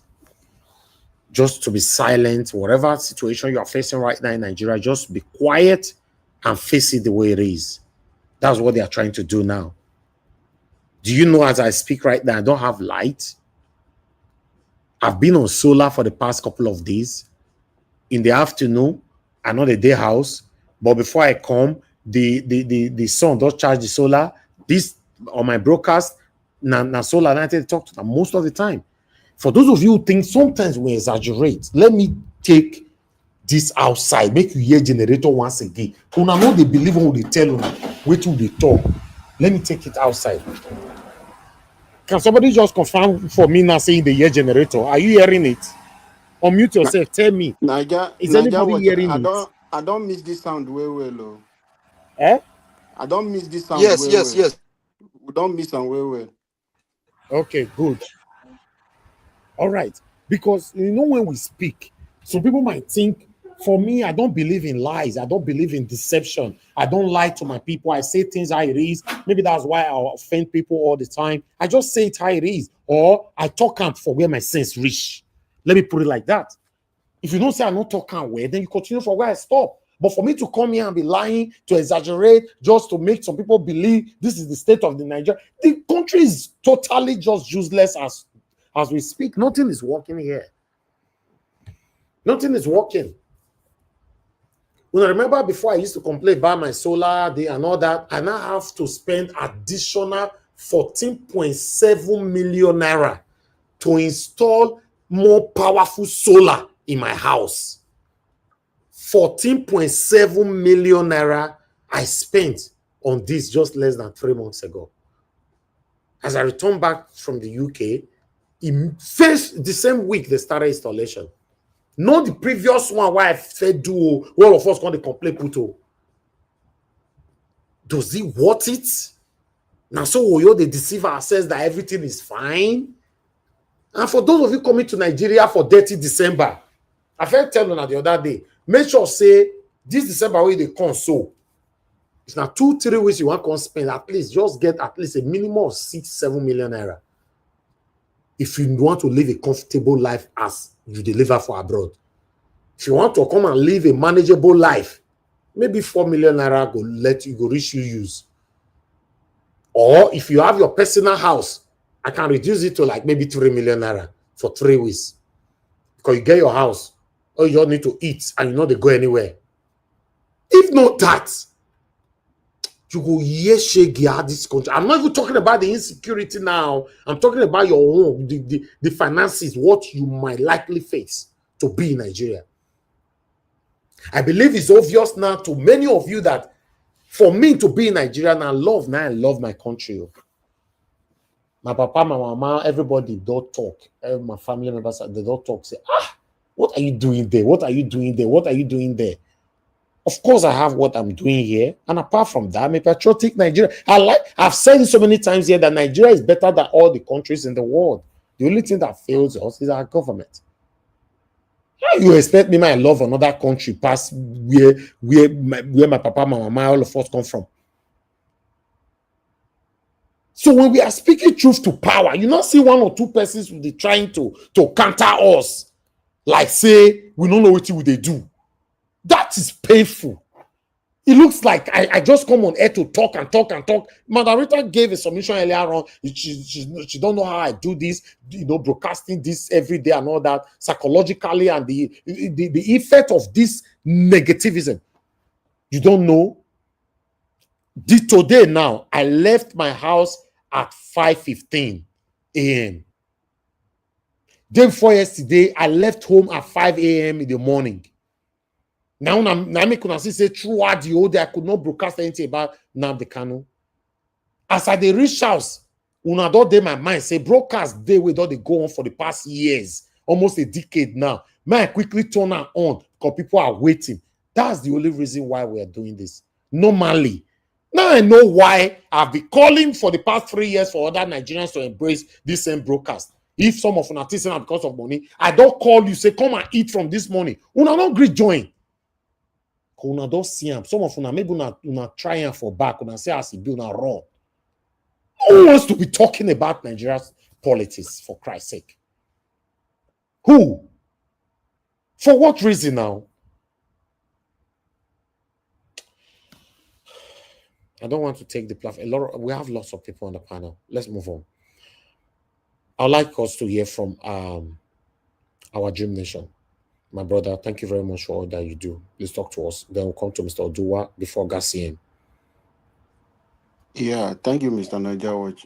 I don't know. Thank you, sir. I sent you something. It's just a message I sent to the people of Benue State. Maybe you can put that. Odua can speak while you just take that letter, just to send a message to the governor of Benue State for me. Is it video? I don't want to play video anymore. If it's a I video, know it's just my submission. It's just my. I don't want to. Mr. Odua can speak later because I see a lot of things happening. It's a distraction to us. But I don't know who is advising the government of Tinubu. Thank you, okay, sir. Mr. Dua, talk to us, sir. Thank you very much. Thank you, sir. Good evening to you, Mr. Dua. Good evening, Mr. Najawash. Thank you very much. Good evening. We can see you on the backstage, but if this screen is full now, I will bring you in shortly. Maybe I might put myself on the backstage, but I know that you're on the backstage, sir. Thank you. Good evening, everyone in the panel. Thank you all for those who have spoken or who have talked. For those who have not, who will still talk. Thank you all. Good evening, Moment Diaspora. Thank you, man. God bless you. Good evening, commenters, listeners, and viewers, and the passerby. Thank you all. Well, the Igbo's elite and the transfer of the Nnamdi Kanu to Sokoto, I see it as a deliberate act. So when you will hear that Boko Haram are invaded, their terrorists have invaded Sokoto, so they are the one who do what the Nigeria government wants them to do. Because if not, if transferring him from to Lagos, they have Igbo there. Transferring it to this place, they have Igbo. Why was it not in Abuja before they make this their judgment? So the place Abuja did not have prison that they will keep him. Did him go to prison because of Igbo country or he go to Nigeria prison? So for them to say he have enough Igbo there, that is rubbish. So they just want to put him to where they will bring out one fake news tomorrow and say this is the reason he is no longer alive. That is what I see there. And the Nigeria government, the so-called, whether the Nigeria government, the terrorist Nigeria government, or their so-called supporter, or their whatever person who claim whether you are from Southeast, you are from South, or from North, or Middle, or whatever, who claim to support terrorist government. I don't know what you are showing with your camera. Please, either you off your camera or show it to only show us your face, sir, because your camera was showing something else just now. Thank you, sir. Go ahead, Mr. Dua. Okay, that are saying yes, what they did is good. You know, they cannot cause violence. There was a protest that happened in I think it was 2014 that Nnamdi Kanu protested in London. All those people that we say Nnamdi Kanu was the one cause violence, who indict violence, whatever, so he's a terrorist. I believe if they watched that protest that Nnamdi Kanu did in London, there was a measure of terrorism in the country. So was Nnamdi Kanu that sent those people? Then why he was protesting against those terrorism? All these so-called supporters of Nnamdi Kanu inside violence. Nnamdi Kanu said this on video. Kanu did not say that on video. Were they blind, or are they blind since those terrorists or terrorism started whether before 2014 or in 2014? That is still happening till today. Are these people dead human beings? Are they inside the grave? They could not see those things to talk about. That terrorism has been in Nigeria. This is what Nnamdi Kanu was fighting against. A man was protesting in London, telling you Just like the way I'm in Italy now, we start protesting that the terrorism in my place, in my country, is killing people, whether it was Christian, Muslim, pagan, or whatever believe or who did not believe. But the terrorism that the government supposed to stop it. Any government who did not see those things to stop and is not accusing me that is giving them advice, automatically have told you that that government is the terrorist. So they are the ones sending those people to do what they are doing. That is why they are not fighting me that is fighting against such. And anybody that supports such government are the same thing with those government because they are with those terrorist group. It shows that whether from the south or the east or whatever, as many who are supporting this, they are evil act, they are all terrorists. They might put on one name or another to claim they be king or they be chief or what they are priest or they are whatever, they are president or they are this. They are all terrorists. Because as a leader, they said the Bible, the so-called said a government is to protect life and property. That is the same thing. The duty of a kingship is to protect life and property. A kingship is not just I have a name called title. It is to see evil and condemn it and make sure that your life, your people are safe. Before EXM was formed, why did ESM was formed? People who claim to say that we are victim or not victim, why was ESM formed? Since you were born, was this ESM existing? No. Okay, the people that were killing farmers in the southeast, what was your contribution to save their life? Nothing. So you were happy seeing them being raped in the farm, happy seeing them killed, happy seeing that they cannot travel from. And today there is one village in Enugu. People are no longer living there. It was not because of ESM. This Fulani went there and chased all these people away. But the time the ESM were formed, I believe if these people leave, let ESM continue, they will have made sure that that place is safe today. People will have been living there now. Thank you, Mr. Nigerians. Since it's like my 8 minutes have come. Thank you. Mr. Dua, thank you very much, and God bless you. I appreciate you. Let's take this. You go fear for life, fear pastors will be politicians. This combination together is dangerous.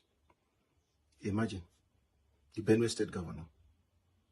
He calls himself a reverend father, but because he is a politician and he wants to return for second term, the man who once said that the killings going on in Benue State is targeted at Christians. Today, what has changed? He wants to come back for a second tenure. His language has changed. And he's claiming that he is a priest, he is a reverend father. When he finishes from office, he will still go back. He's a Christian. Look at this kind of characters. And you think it's about being a pastor that will change Nigeria. It's about being a Christian or a Muslim that will change Nigeria. No, it's individual. When characters like this, bad egg like this in Christianity, they are the problem of Nigeria. Everybody holding office in Nigeria, 99% are Christians and Muslims. Are there not people who believe in God? So the question is, you ask, so why are they still corrupt? Why are we still suffering in our country? It's because of characters like this. Imagine this. These are the reason. Donald Trump called us disgraced country. What is happening? When you have leaders who are confused, when you have incompetent people and corrupt-minded people who are not transparent to their people they are leading, they can't speak truth. They are confused. Imagine the disgraced Reverend Father. Thank God. We can't wait for God to start his judgment from church. Because it's because of these characters like this that God will start those judgments from the church, from those people. Characters like this is the reason Jesus Christ said, those who will claim that I will preach in your name, we heal people in your name, we did us manner of people in your name. And Jesus will rebuke them and said, I knew you not. It's characters like this. How can you? And I pray for the red oil of those people and the tears of a lot of people who have lost their loved ones. The people, they unalive in Benue State. I pray for their red oil and their tears wherever they are. Let it come upon this Reverend Father. And the people of Benue State, I pray you should open your eyes Characters like this, none of you should vote this kind of person to return in power, because everything is betraying the state because he wants to hold on. He's enjoying as a governor. All the things he has worked all his life as a priest, he couldn't achieve. But 1 month as a governor, he has achieved those things. So he doesn't want to leave the office. He wants to enjoy it. That is why he's doing everything. The same governor, the Yarawata case that happened, when president decided to visit, he organized rally, forced children from school to come and welcome president. He turned it into a rally when people are mourning. I pray for the red oil of those people, the people they own alive in Benue State. Let their own blood, let it harm you. Let it go after you because of your attitude and your character. You are a disgrace to Christianity. The governor of Benue State, you are a disgrace to Christianity. And I pity people. Benue State, you wake up. Let those people who they buy that you are denying, that it did not happen in your state, let it work against you in 2027. That office, I pray you not smell it, because you are a big betrayer and you are a disgrace to Christianity. And I use this opportunity to call on the leadership of Catholic to look into this kind of characters. The same you were a governor from 2023. The same you, a bishop representing the Makurdi diocese, travel all the way to United States to petition the United States government over the killing that was going on in your state. Were you not aware of that? That is a bishop that you serve under. You should bury your face in shame. Everyone are crying out. A woman who lost 5 of his children is there with the US Congress, shedding tears, crying out. Look at how frustrated that lady is. Do you think it's easy? Of course, you don't have human sympathy. Do you have children? Characters like you are the ones who go out. Who knows how many children you have? You pretend to be Reverend Father, pretend to be priest. There's characters like you like this, hiding under priesthood, hiding under Reverend Fathers. How will you have that feelings if you are the one that lost your children? Because you don't have a family. You don't know what family is, the importance of children. That is why you can come out to say what people are going through. If you are in the shoe of that woman, if you are in the shoe of the people who lost the whole of their family, will you come out to Nigerians and be saying there is no genocide going on in Benue State? You are a disgrace. And I pray, Benue people, not to vote for you. I pray they wake up and realize the character, who you are, and reject you. I call on people of Benue State to reject you in 2027. They should reject characters like you in 2027. You are incompetent. You are not good enough. You are covering yourself with priesthood. Then you're hiding under, playing politics. So, Nigerians, it's time for you to wake up, to know that it is not being a pastor that is going to solve our problem. Because everybody in power today is either Muslim or Christians. 1% might be pagans who do not believe in any other thing. But why are we still suffering? So these characters like this, you need to reject them in 2027.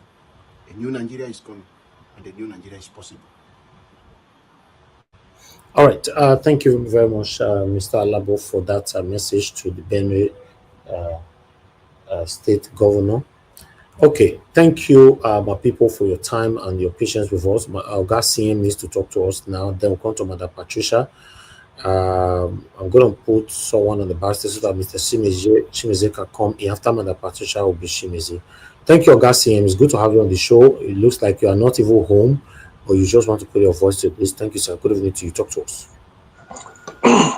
Thank you, Niger Watch. Good evening. Where I am is afternoon. I'm still in the US, just visiting for something that I came to do. I thank each and every one of you who was on the panel, those listening wherever you may be, and those contributing through the chat in whatever form. Now, let me return to, because the topical issue in Nigeria now is Nnamdi Kanu's sentencing. For the avoidance of doubt, Nnamdi Kanu's sentencing is a travesty of justice. It's not based on anything. It's just the hatred they want to put in the Igbo down. That's all. It's just because he is Igbo. For those who will like to come and peddle propaganda, Nnamdi Kanu is never responsible for any insecurity in the Southeast.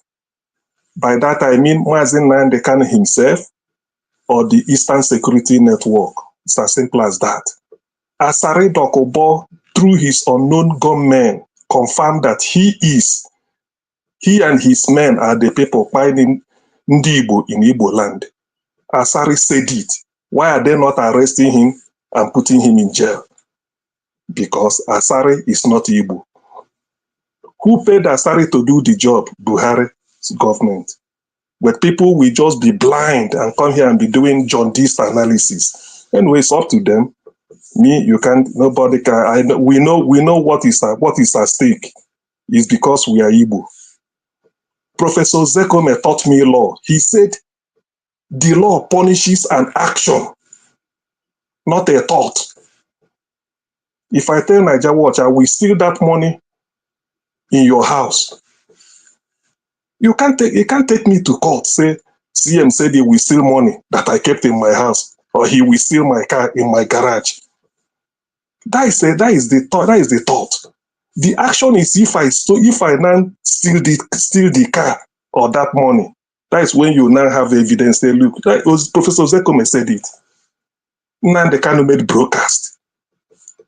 Gumi has been making broadcasts and been saying things. Go and arrest Gumi. Asari Dokobo said his own. That is also a broadcast, not because he's not having microphone. He said his men had the people buying people. He confirmed it. The tapes are there. Why not try him? Because Gumi is Fulani. Asari is not Igbo. Sunday Igboho was fighting for Yoruba nation. Nnamdi Kanu was fighting for Igbo nation called Biafra. Igboho was in his house. They invaded his house in Ibadan, so killed 8 people, if I'm not mistaken. The people were by there. Nnamdi Kanu was enjoying his bell. Army came there and killed people. Nnamdi Kanu fled. Igboho fled. See the similarity. Igboho was being tried for Igboho was charged for treason. That's what they charge him for. Today, Tinubu came in because he's Yoruba. Sunday Igboho left. Nothing. Nnamdi Kanu must be jailed. You see, we know what is at stake, but I thank Ndi Igbo because since yesterday they've told everybody, please be calm. Because this is provocation. As I'm talking to you now, DSS has flooded the southeast. US here for a purpose.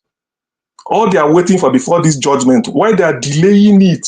This judgment, judge will come to the Motosha, will say, hey, I postpone it, it's on leave, it's on this, they just be fixing date and cancelling, was to make sure that all the intelligence report they sent to the southeast to take charge of everywhere so that immediately start, they will turn the southeast to Gaza. We know because the people are seeing it, but we kept quiet. It's not because Ndi Igbo are coward.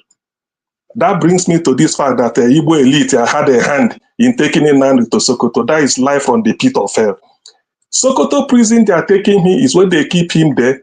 By the time this thing starts, if America starts, they say, oh, there was a prison break. So anybody in the prison, in that case, they're paying Nnamdi Kanu. That's why they are taking him there. That is the reason. For those who do not know, they took him. If he's prison, there is prison in Abuja now.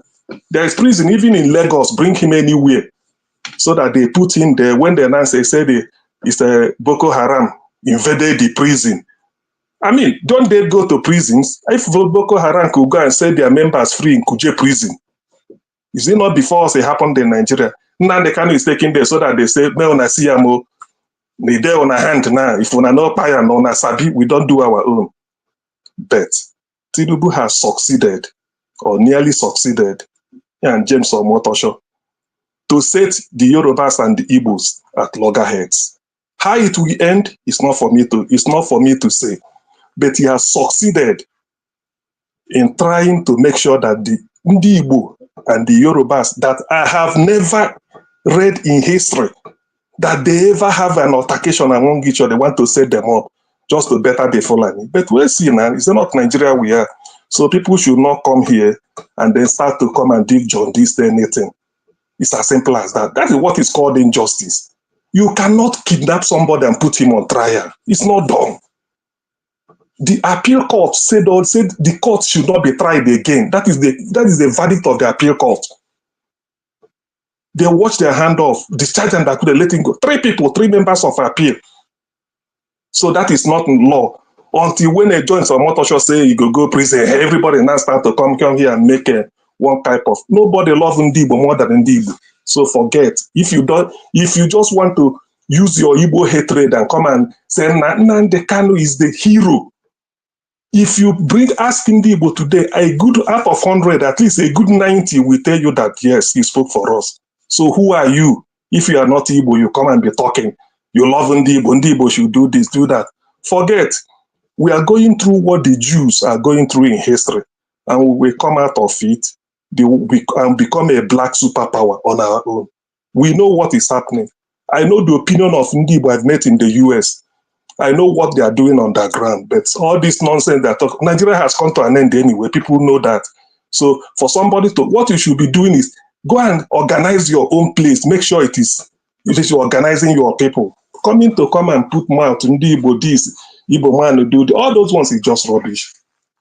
The aim is to eliminate Nnamdi Kanu in the hope that people will be scared. Nigeria will be the way Britain concocted it so that unity. You can't force unity on a people. Majority of our women we don't want to be in Nigeria. Can people understand that? We don't need that. So why are you forcing people? That's why you are doing all these things in the hope that when you scare everybody, then the thing will just quell down. But it's a waste of time. I bet them it's a waste of time. My only disappointment is for those who come and they start to there's nothing you are going to. There's no analysis to make. Lord Dennings, an English jurist, everybody who want to be a lawyer in Nigeria must write an essay on that topic. You can't put something on nothing and expect it to stand. You can't go and rendition somebody. People say, take him back to Kenya. Apply for extradition. When he comes in, then you do what you want to do. You rendition him, blindfolded him, beat him up for 1 week. Then you bring him, you put him on trial. You are judging who? What are they saying? Ozekome said you don't punish. There's no law that you punish people based on what they say. It's what they do. Thank you, Dr. CM. We will call you back, sir. Thank you, because of so much people on the panel. Thank you, sir, for that wonderful submission. But Mr. Labo, are you there? Mr. Labo, yes, please, if you allow me a second. Now, if you hear the last comment that Dr. CM made by Ozakome, right? You don't punish people by what they say, by what they do. The ones doing that thing now are sitting down, even drinking kunu. Give us a mandate. With Tinubu. Give us a mandate. Thank you, sir. Thank you, sir. Let's continue. We'll come back to you. Mr. Odu, are you there? Yes, I'm here. Okay, go ahead, sir. Thank you. Just like the way I was saying, because my time runs over me. Anyway, I wish I was Nnamdi Kanu, because at times they say stay calm and you make you do more. Because since they said they want to sentence, they must go to trial all. Because if I were him, and I would have expected him to keep on asking judge questions. When they said you are here, on what purpose they said terrorism? You ask them what is terrorism. They will read all the meaning of terrorism for you. Then you start asking them questions. Since that 2014, the people that have been doing that, was it in by Nnamdi Kanu? The school girls they adopted, was it in by Nnamdi Kanu? When you begin to ask questions in the court, instead of you just to say, no, you can't judge me, you can't judge me. I did not support those things that you can't judge me. No, you will let them bring said they want.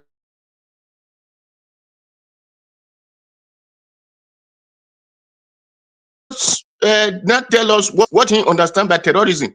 That is why when people will say, no, whether South East or South, those things that have been happening in entire Nigeria that people can no longer.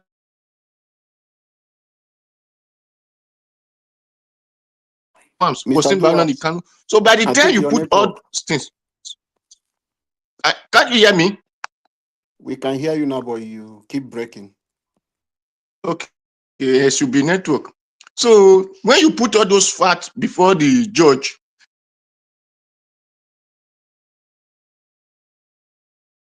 in all these things, people, I will tell you that the people from the southeast are the one who make Nnamdi Kanu to go to prison because they hate the truth. They don't want to fight. They hate when people are fighting for justice. Because if not, you will not tell me that you did not you support a man who left Kanu to come and rape your wife in the farm, who abuse your children, who make you not to travel from one state to another. But you are not accusing your own brother who said enough is enough. Let us fight against all these things. I remember when Obasanjo was the president, a riot in Kanu wasn't caused by Nnamdi Kanu when the Ojukwu gave order that whoever that tried you with this, do you retaliate with him. That was what came that fight in Kanu that time. So when people talk, they just talk because they hate the truth. If you are a king, the reason you are a king is to make sure your people are alive. If people are not there with you, you are not a king. So if you are a priest, if you are a president, if there is no human being, you cannot do all those things. So my people, and terrorists is our neck. Then we did not see those who want to call terrorists. The Shogumi, we did not tell the government to go and arrest Shogumi. That those are the people supposed to be trying for terrorism. But Shogumi is not the one advising that for bandits to leave your bush. If bandits is not forest guard, I don't understand. Please, we should not be calling them bandits. Terrorist is not our forest guard. Shogumi tell Nigeria government to be paying terrorists, but we are not saying those things. We are all happy. People are happy that Nnamdi Kanu supposed to be treated. The fake Omoto show, who they call judge. When the terrorists are judged, what did you expect? Everything when they are all evils, what did you expect? They say when the river spoil from the head, you cannot see clean water to drink. So that is what we face. That is all I can say. Thank you. Thank you, Mr. Labu. Thank everybody.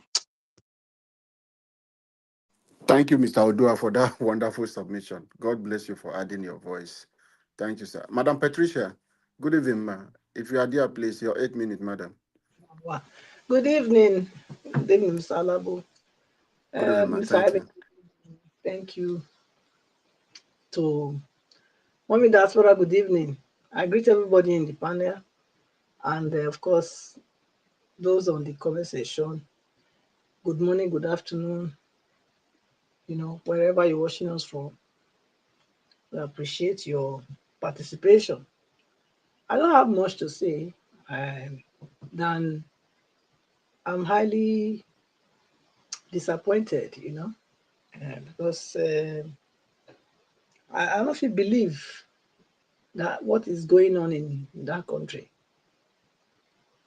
I can't believe it. It's truly, I thought, yeah, I felt, I would say the half of it was not told me.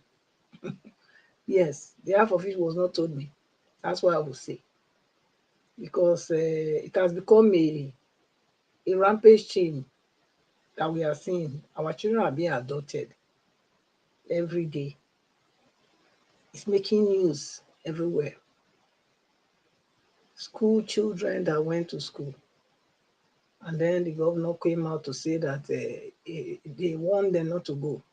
Look, no go better for these people, honestly. No go better for them. Now they don't carry and go meet the Fulani when he exposed, Abi. Right them do now, they don't carry and go meet them.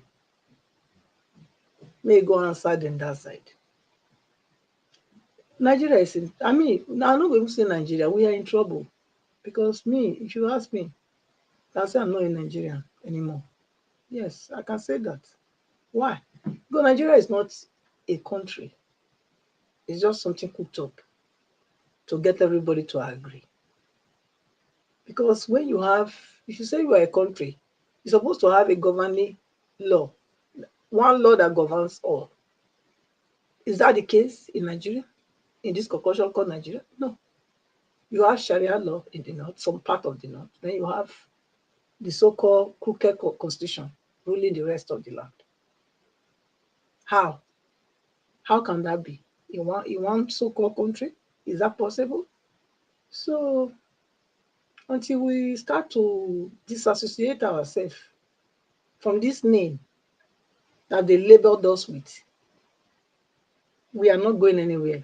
Me, I'm not a Nigerian, I say. I'm an Urobo woman and I'm a Edo woman. Okay? And in fact, I'm Igodo. Let's put it that because Urobo and Edo, we are from one family. So that's who I am. Because this Nigeria is a deception. How do you explain it?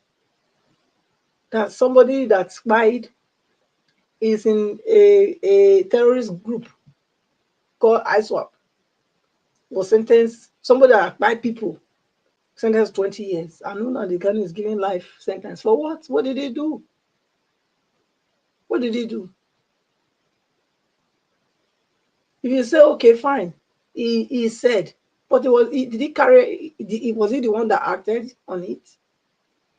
So this motto show of a judge, you can see that the thing he was reading was not written by himself. Yeah, it wasn't written by him. I mean, how can you be stammering on your own on your own conclusion of a subject matter that you have been privy to? So, I mean, there's some oligarchs that are, ruling the country. Let's just put it that way. But the pay me say Nigerians at large not do anything. Because Fulani, now Nnamdi Kanu exposed Fulani for a long time ago. And the Fulani when he exposed to Nigerians, so now they carry go meet for nothing now. Abi, wanna put two and two together, wanna reason. Because I don't see any reason why they go carry and go Sokoto. If not be there, now be the head of this old problem when this country gets. At least we know that the people, those so-called people that are claiming to be the Sultan or whatever, they are all Fulani there. Why? Because they dethroned the people that are supposed to be there, and they place themselves there. So it's going to answer to those people now. That's what is happening. And Nigerians are quiet. They said they shouldn't say anything. Really. Until they come and carry your back for us, for you know, say the story don't change. Abi? We dey look now. But it's a shame. My sympathy to the mothers and fathers that their children have been adopted by these demons. My sympathy to you all. My prayer is that those children will be found unharmed. That's my prayer for them. It's not every I beg. It's in the entire person. So bad news every day. And even now it's even worse.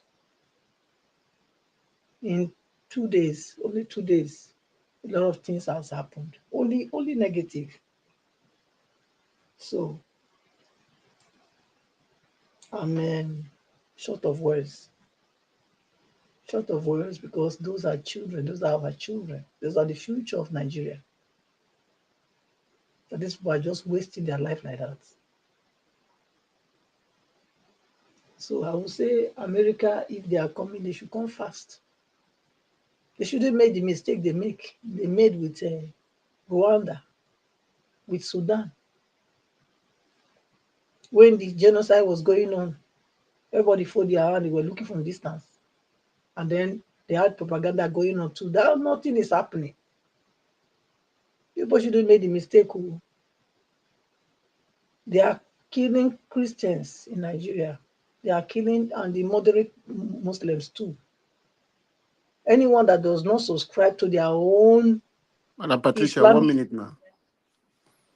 Round up, that's man. people they are trying. So Donald Trump, come. Don't listen to all those propaganda they are doing because they are all liars.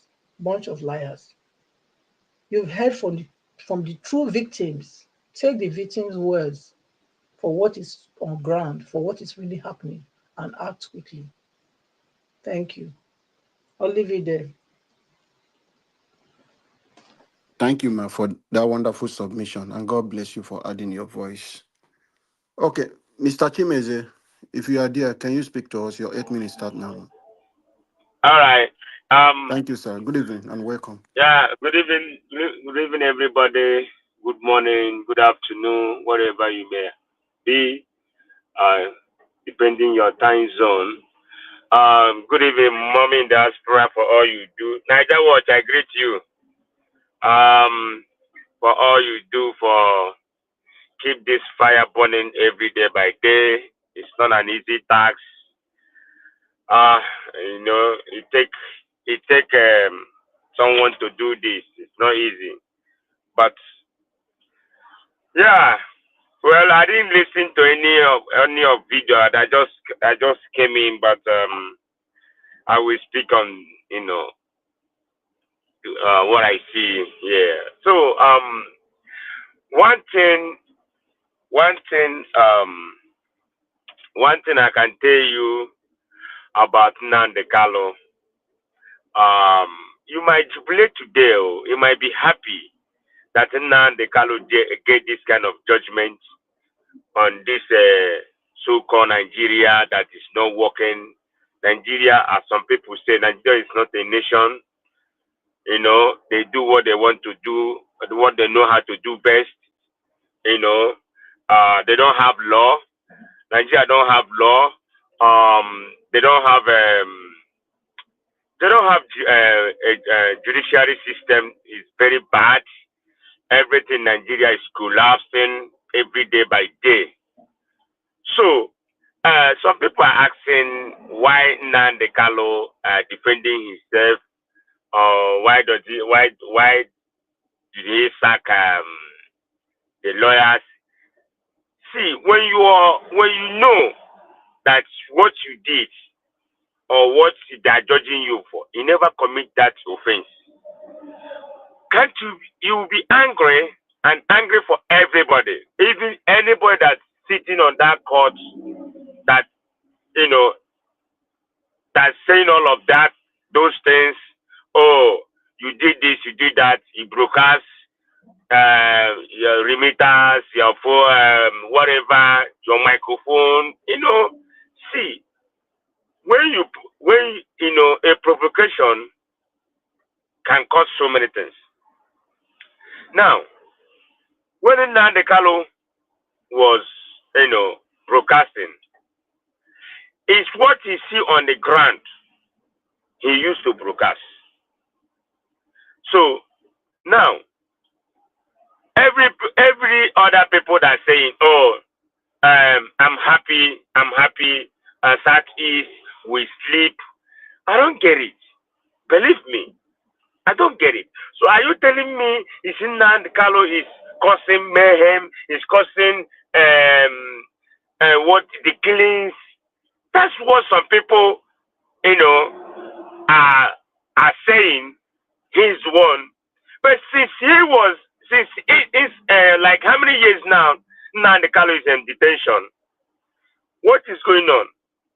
Politicians hide inside these things and using it to cause mayhem. And people don't know that. People know. Not that people don't know. They know. But they choose to close eyes. Because politicians in Nigeria are causing mayhem, but they will use something. If something came up, they will use that thing to hide themselves. They will just hide themselves inside there and be doing what they're doing. But because all of them are evil, the politicians in Nigeria are evil, they are devils. Then when something happens, oh, it's IPOB, it's ECN, this, that. But they know what is happening. Hope Uzodinma, you know the kind of thing he did in Imo State. You find your people after you say, oh, is this, is that, is Nnamdi Kanu, is IPOB, is that. So the only time I say all this thing is happening God is watching. Now you took this man from Abuja, you pass all the whole west. West is there. Let me say middle belt. Maybe kind of maybe 50-50. Then you went all the way Sokoto, where he will see inmates like Boko Haram, like bandits people, all of them, all this Fulani, you're going to meet them there. So how do you think Nnamdi Kanu will feel inside that place? You know, what these people did is very bad. But I don't see protest nowhere. I don't see anything nowhere. The way we are talking now, that's the way other people are talking, are saying, oh, this judgment is like this, it's because it's Igbo man, you know, why Nnamdi Kanu will get this kind of judgment? Because of what? Nnamdi Kanu never carry AK-47. Like someone called Asare here. Asare used AK-47 threatening Igbo people, you know, in live video. He showcased it. He got it up. I don't know what someone was. You all saw that video then. But those people they're untouchable. May when somebody say may talk or may he talk because of what is going on in Igbo. The way they treat Igbo people in all areas in Nigeria. So that's why Nnamdi Kanu wake up. Like someone say again, Nnamdi Kanu was protesting in 2014. He said Nigeria was calling Nigeria them. Because when this insecurity come up, that's when Nnamdi Kanu said, you know what? As Nigeria don't want to do anything, let me fight for my own people. That's how Nnamdi Kanu started fighting. So okay, you know, this ECN that this security outfit Nnamdi Kanu created. He asked governors. He asked them questions. He asked them, please. 20 seconds, sir. 20 seconds, sir. Can you bring out these people? Can you put people that will secure Southeast? He said, please bring them so that they will be Igbo land will be secured. But they didn't do nothing. They didn't do anything. They just keep mute because they're answering they answer Fulani. That's why they don't want to do anything. And that thing is very wrong and it's very bad. So today, all what Nnamdi Kanu said in past, all of them have come to pass. Thank you, Mr. So Chimizo. I don't see the reason why everybody will keep mute. Thank you, sir. On this issue. Like nobody is protesting by this evil judgment they give Thank to you, him. sir, for that wonderful submission. Thank you, sir. Thank you for adding your voice, and God bless you for coming tonight. Let's go back and start our 2 minutes very fast. Mr. F. Emmanuel, my brother, are you there? Okay, if you are not there, Mr. F. Emmanuel, let's go to Madam Rita. Please, your 2 minutes, ma'am. Yes, thank you, Mr. Labo. Please, I have a request. I sent the private chat to Mr. Elvis. I wanted to read the timeline of Nnamdi Kanu's journey. I think it's very important that we listen to that, and it's not going to take me 2 minutes. So I'm just requesting, Mr. Elvis, if you're there, could you give me like maybe 3 minutes? I'll try to be very fast because I know that, you know, time is really running out. And of course, the permission of the panelists, if you guys don't mind. I'm going to start with this, and please just be patient with me. This is the timeline of Nnamdi Kanu's journey. In 2009, he launched Radio Biafra. In 2012, he established the IPOB. In 2015, the Nigerian government jammed the radio of Biafra signal, preventing listeners in Nigeria from having access to it. In October of 2015, Kanu was arrested and charged with offenses of treasonable felony. October of 2015, Kanu and his defendants denied the charges. December of 2015, the court ordered the release of Nnamdi Kanu, but the federal government failed to comply. December of 2015, same December of 2015, the federal government added 4 more counts against Mr. Kanu, and in 2016, 3 more counts, and the rule that he should be remanded in Kuje prison, citing threats to national security. In May of 2016, Mr. Kanu was headed to the ECOWAS court, blaming then Buhari for bail denial. In March 1st of 2017, Justice Binta Nyako of Federal High Court struck out 6 of the 15 count charges against Kanu. The 6 counts, 3, 5, 7, 9, 10, and 11, did not constitute a prima facie case against the defendants, the judge ruled. In April of 2017, the Federal High Court in Abuja granted Kanu bail on health grounds. April of 2017, Kanu became a free man once again after being detained for 18 months. September of 2017, Mr. Kanu was last seen after the soldiers attacked his home. September of 2017, the lawyer representing Mr. Kanu said he has not been communicated with his client since 14th of September, when his Abia State home was invaded by soldiers. In October of 2017, the court sat to resume the trial of Mr. Kanu. December of 2020, Kanu announced the creation of Eastern Security Network. In June of 2021, Kanu was kidnapped back to Nigeria to continue his trial. June of 2021, the court ordered his remand in SSS custody until July 26. July 15, 2021, Mr. Kanu speaks from detention, and he revealed how he was kidnapped from Kenya. On 26th of July 2021, the court adjourned the case to October 21st. July 26, 2021 again, Mr. Kanu seeks a transfer from the SSS custody to prison.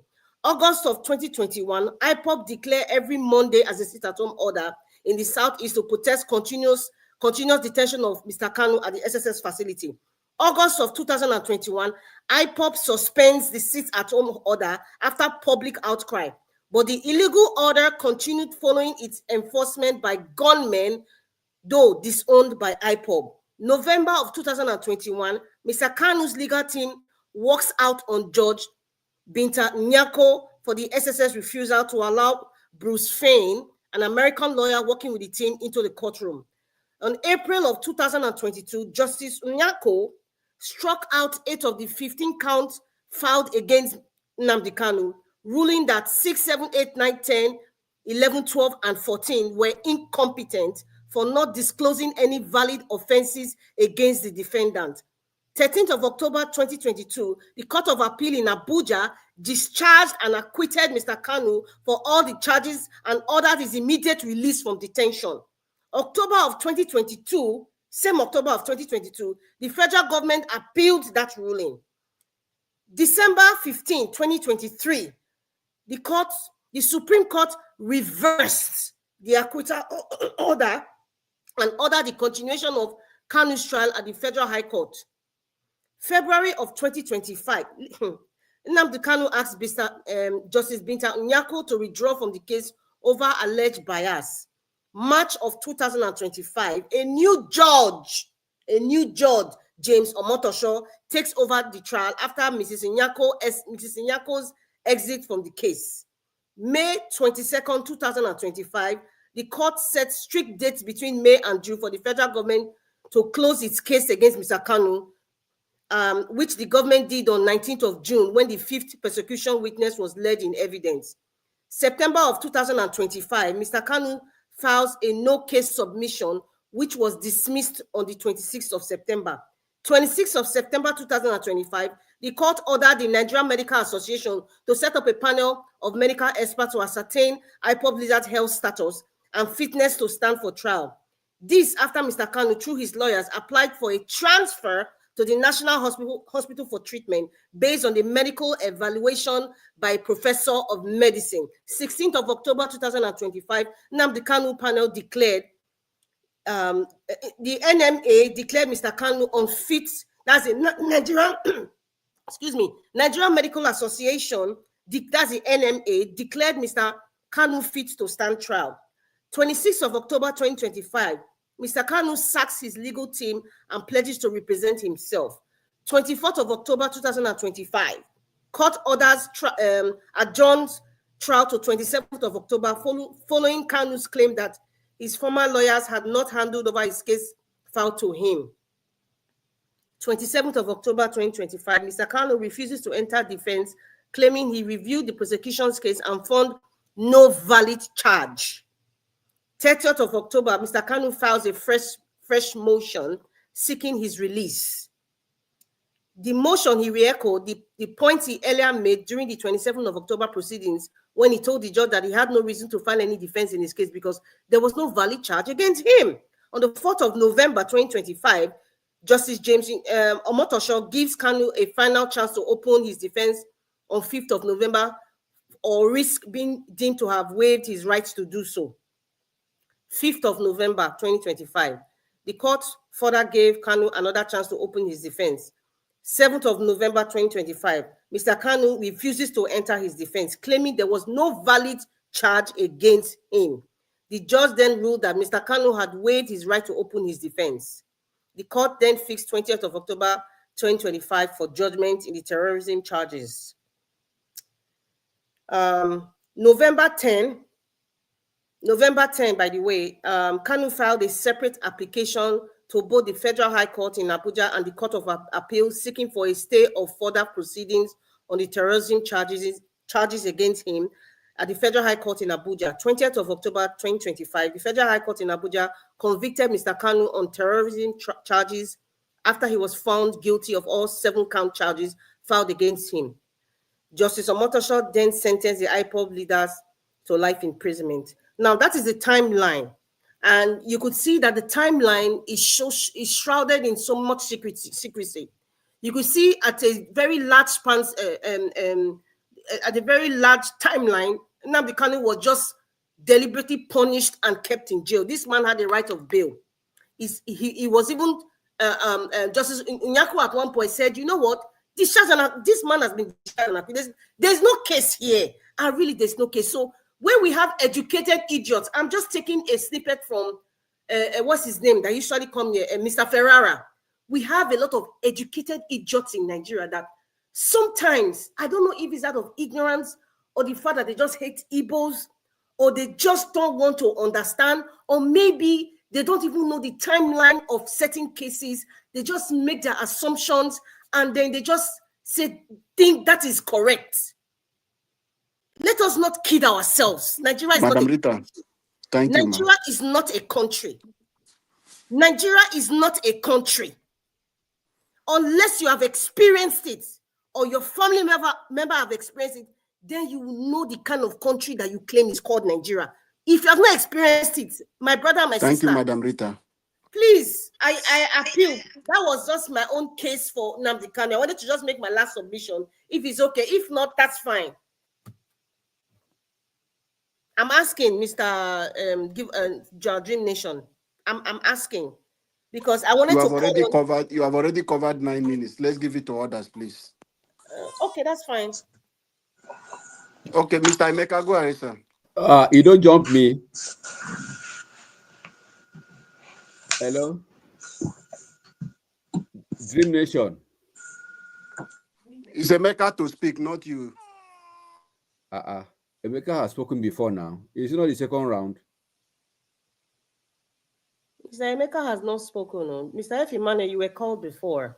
But I don't know how you want to do it in Dream Nation because time is of essence. I mean, okay, that you tell him to speak Mr. now F. Emmanuel, or Mr. go Emeka ahead. speak? I called you before. Go ahead. Sorry. Okay, I didn't hear. Sorry. All right. Thank you again for the opportunity. The thing is, in whatever we want to say here,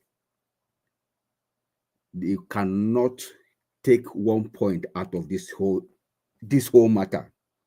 Just like Madam Rita usually said in the previous forum, the previous discussion, we cannot be tribal blind in this matter of Nnamdi Kanu.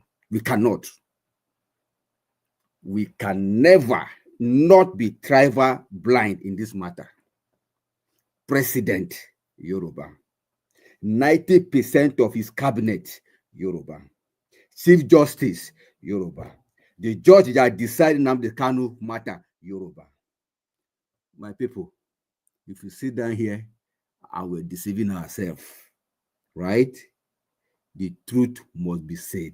We cannot be tribal blind in this whole Nnamdi Kanu misfortune. See, what's it called? Chief Judge, either Chief Judge, whether it's Justice or Motosho, is a notorious judge. This is the judge that Wike use every time Wike want to perpetrate his evil act. Justice Motosho. Where are the likes of Mike Ozokome? Where are these people that have integrity? Are there no good judges in Nigeria that have integrity? Why is it always James Omotosho? We need to find out why. Because of his notoriety, if there is any word like that. Because of the cocoon where he came from, like Gibos Amadi has round up, sir. Said before. We cannot be tribal blind. Let's say the truth. In Lagos, are they not destroying Igbo people's thing? In Lagos, are they not? In fact, we cannot be tribal blind. Let's say the truth. So thank you, Mr. F. Emmanuel. It's very important. Thank you, we should also put that aspect in context. Thank you. Thank you, sir, for that wonderful submission. Thank you, and God bless you for adding your voice. Let's move on. Emeka, if you are there, you can speak to us. If you are not there, we'll move on to Mr. P-Soft.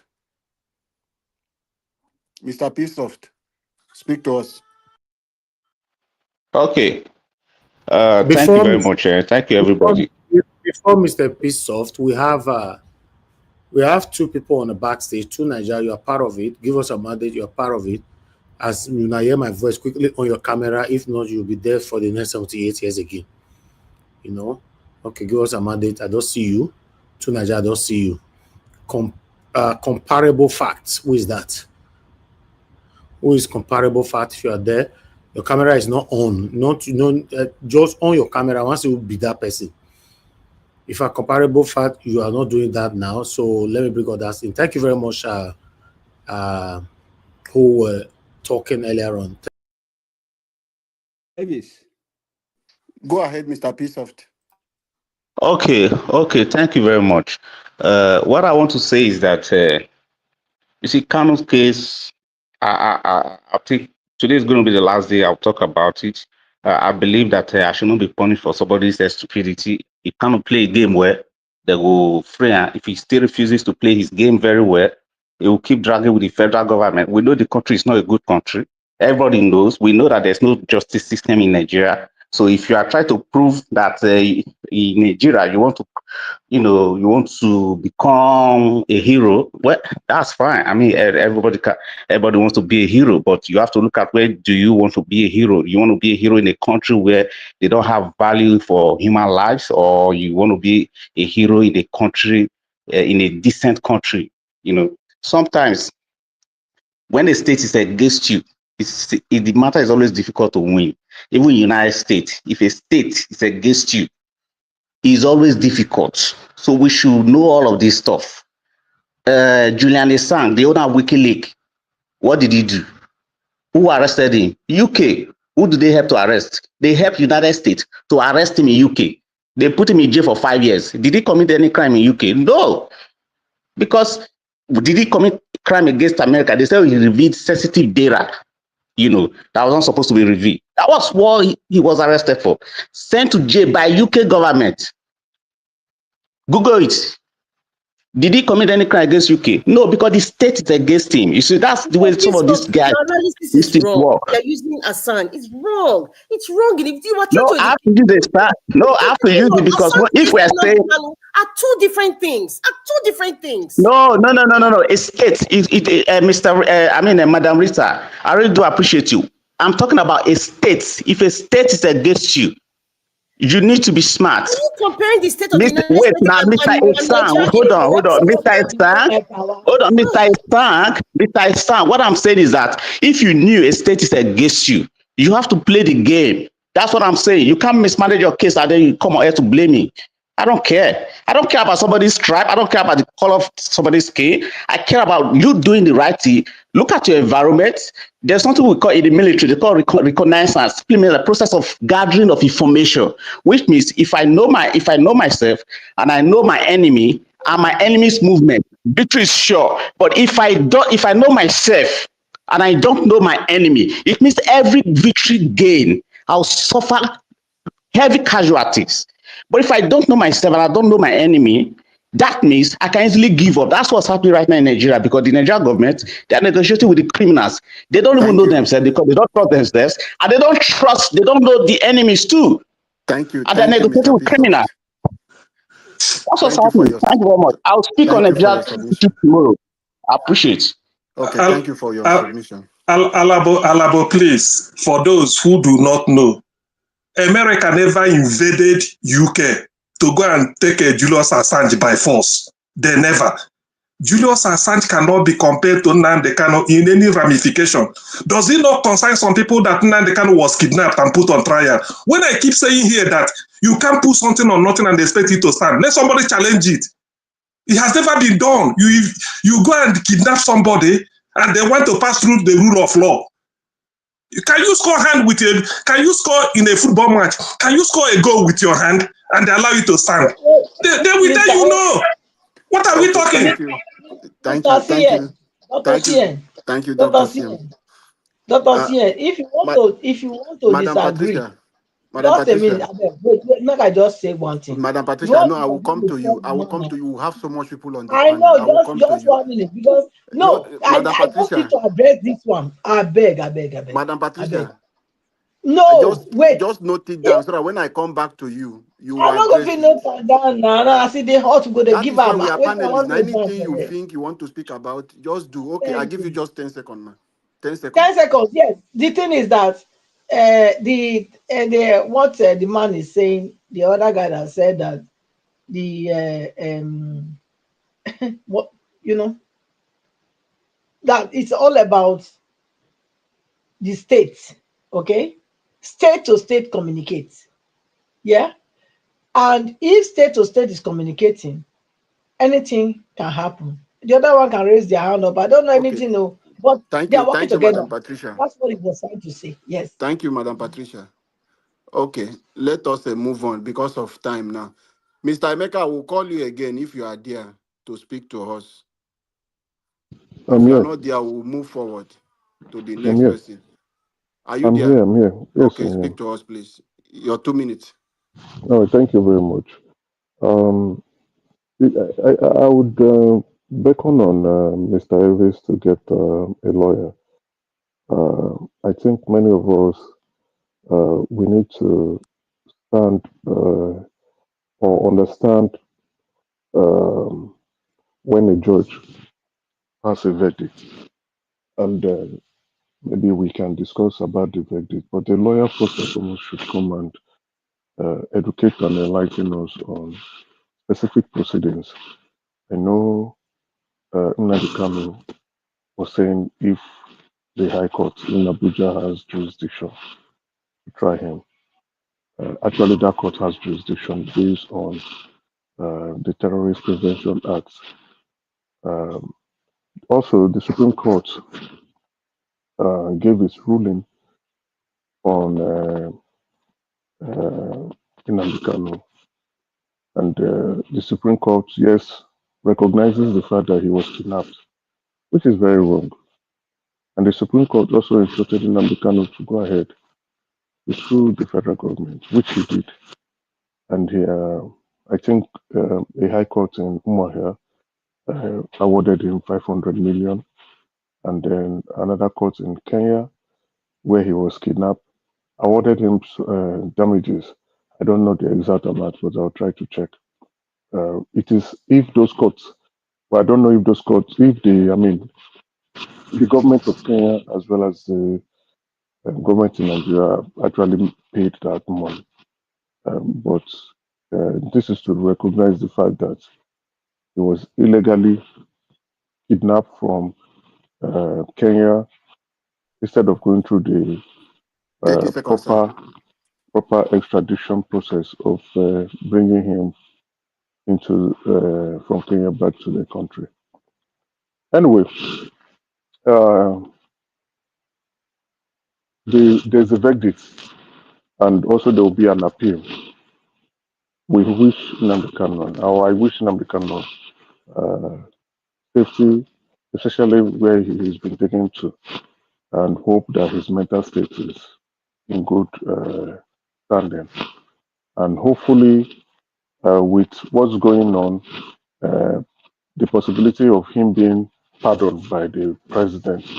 I know there are pressures from the political elites from the Thank you, Mr. southeast, Emeka. and hopefully Nnamdi Kanu will gain Thank you, Mr. his Emeka. freedom. Thank you. Thank you, Mr. Emeka. Okay, please, let's keep to time. If you have 30 seconds, let's just keep to it because of a lot of people on the panel, and so we can help our brother to go and rest. It's not easy to come out every day. We have other things to do. So let us keep to the 2 minutes. Mr. Oduwa, if you are there, please speak to us quickly. Your 2 minutes starts now. Okay, thank you, Dr. Olabo.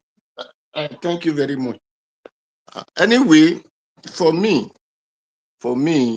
people can talk because they said ignorance is not an excuse in the court of law.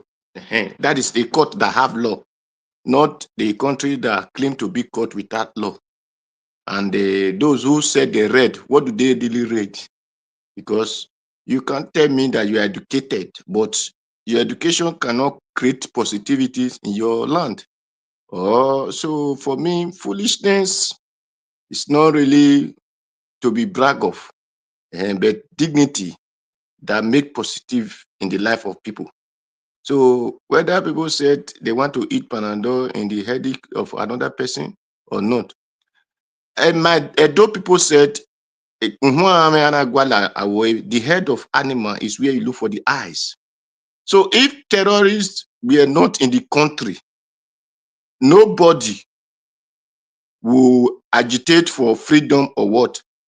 The war that they said happened, no, we did not experience the war.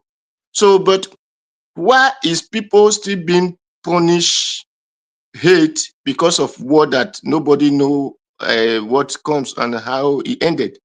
So, but what I'm saying today, whether you are from the east, you are from the south, you are from the west, from the north, and whatever, let us see things that is bad and say it is bad. Let us, Abacha said, if anyone bring cutlass or knife to come and harm you evil, he said you have to let that person be treated the way it is.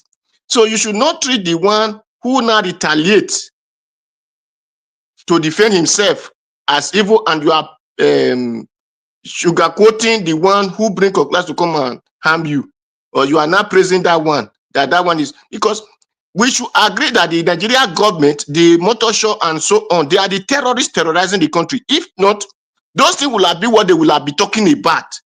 In where a motor show is sitting down, a community is being killed. The president will tell you they should Thank you, Mr. Oduwa. They should correlate and whatever live together. Thank you, Mr. Oduwa. Thank you very much. Thank you. Just let's make use of our time. I didn't want to let you know, but every one of us should look at the time, please.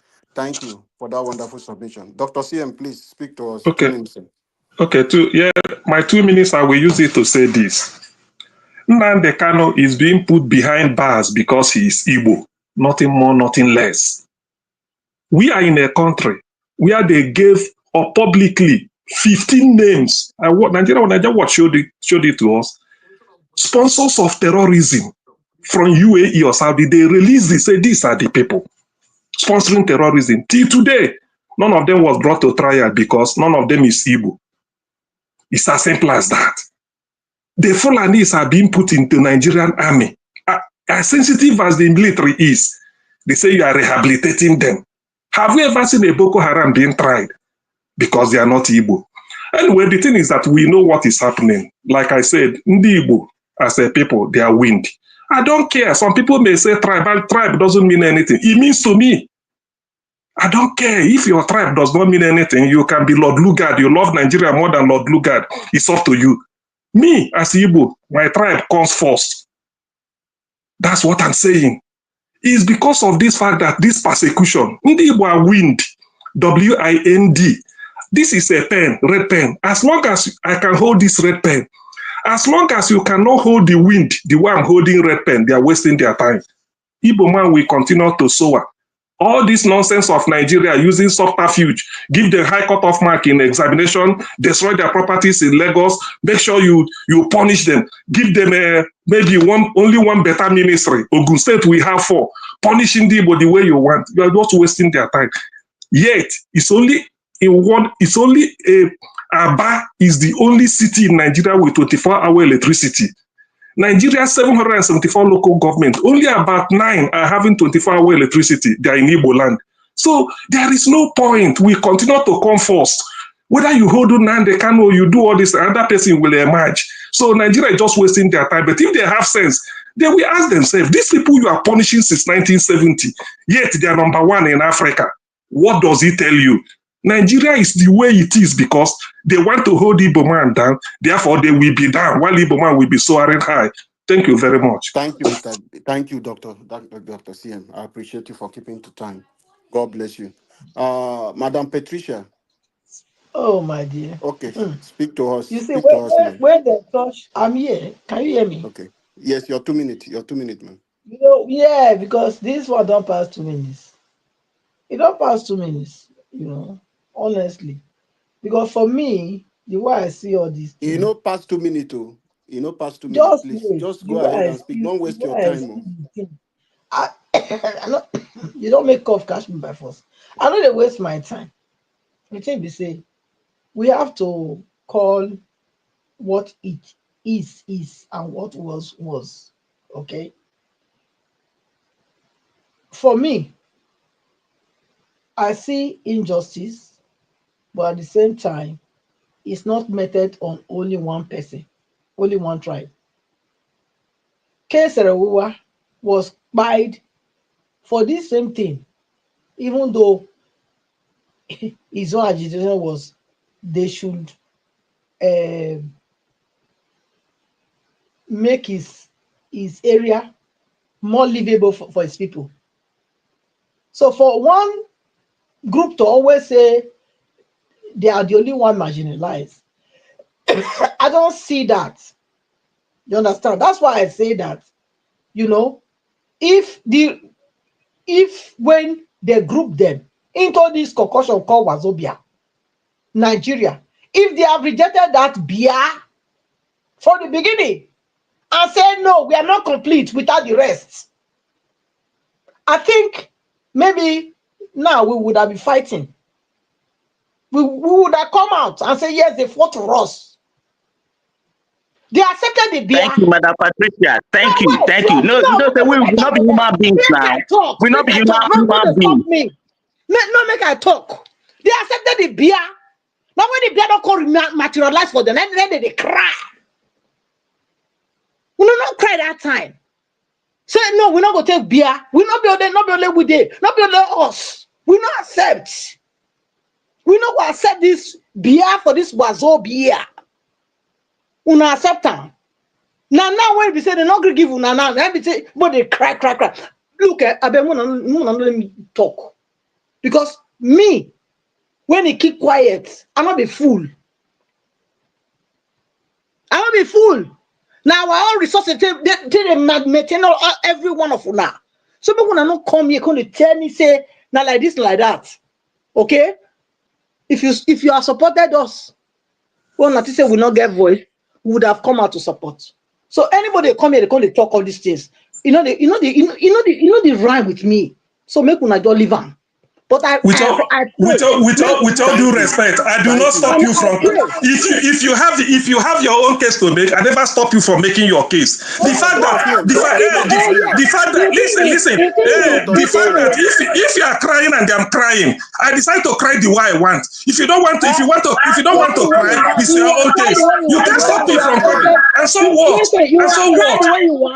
Yes. I do what I want it. How then do you tell me? Must you tell me when to cry? Enough of all this nonsense. Now you go tell me when to cry. I shouldn't cry. I shouldn't talk. I shouldn't talk. Is it me that stop you from crying? Then you cry your own cry. And so what?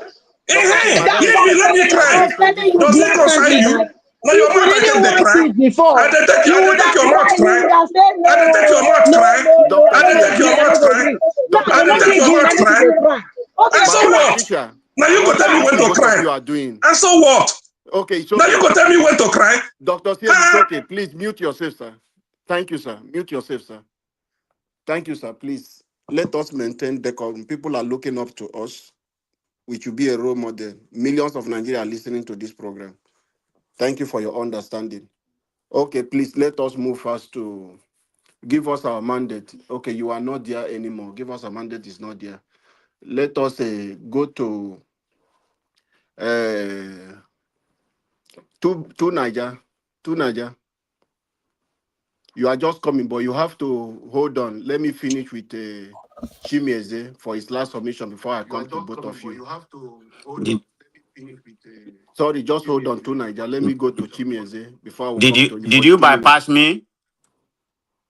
Who, please?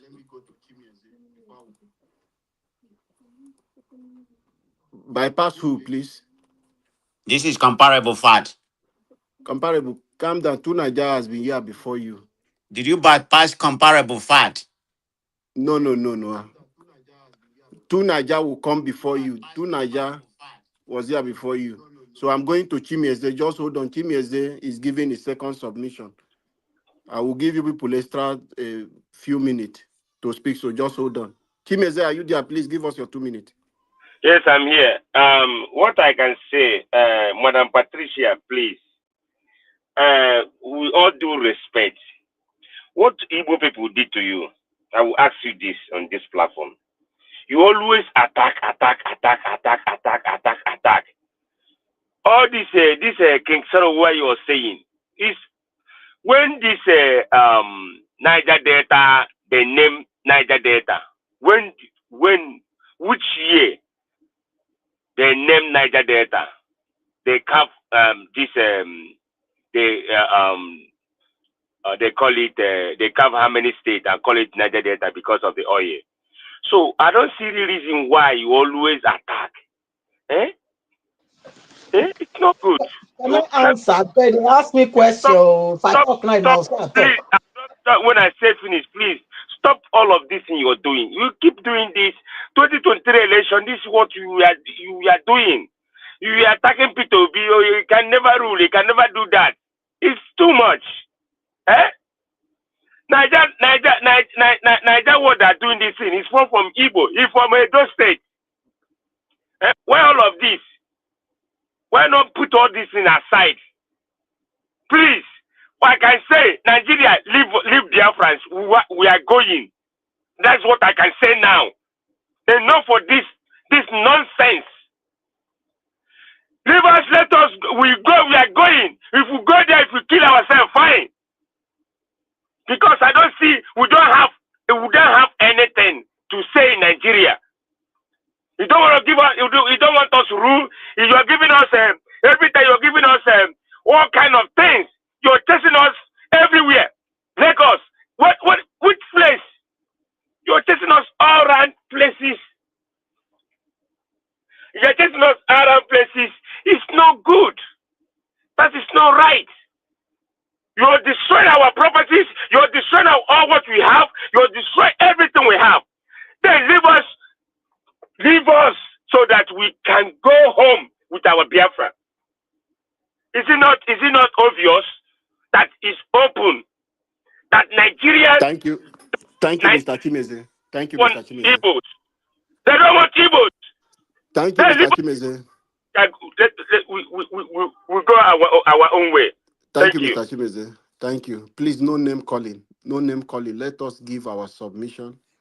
Let us not attack individuals. Attack the submission. Discuss, not name calling, please. Thank you, everyone. Mr. Tunaja. You are Mr. just coming Alaba. in. I will give you guys, both of you, 5 minutes. So speak to us if you are there. Thank you. Can you hear me? Can you hear me? Yes, we can hear you. We can hear you, sir. Perfect. Go ahead. Thank you. Greetings to you, the host, the panelists, and greetings to this in Niger Watch, the chat, and to the people viewing the live stream. The conviction in terms of to Nnamdi Kanu, I believe is actually a legitimate conviction, and what I struggle with is not that. It's how our nation has gotten here is the problem.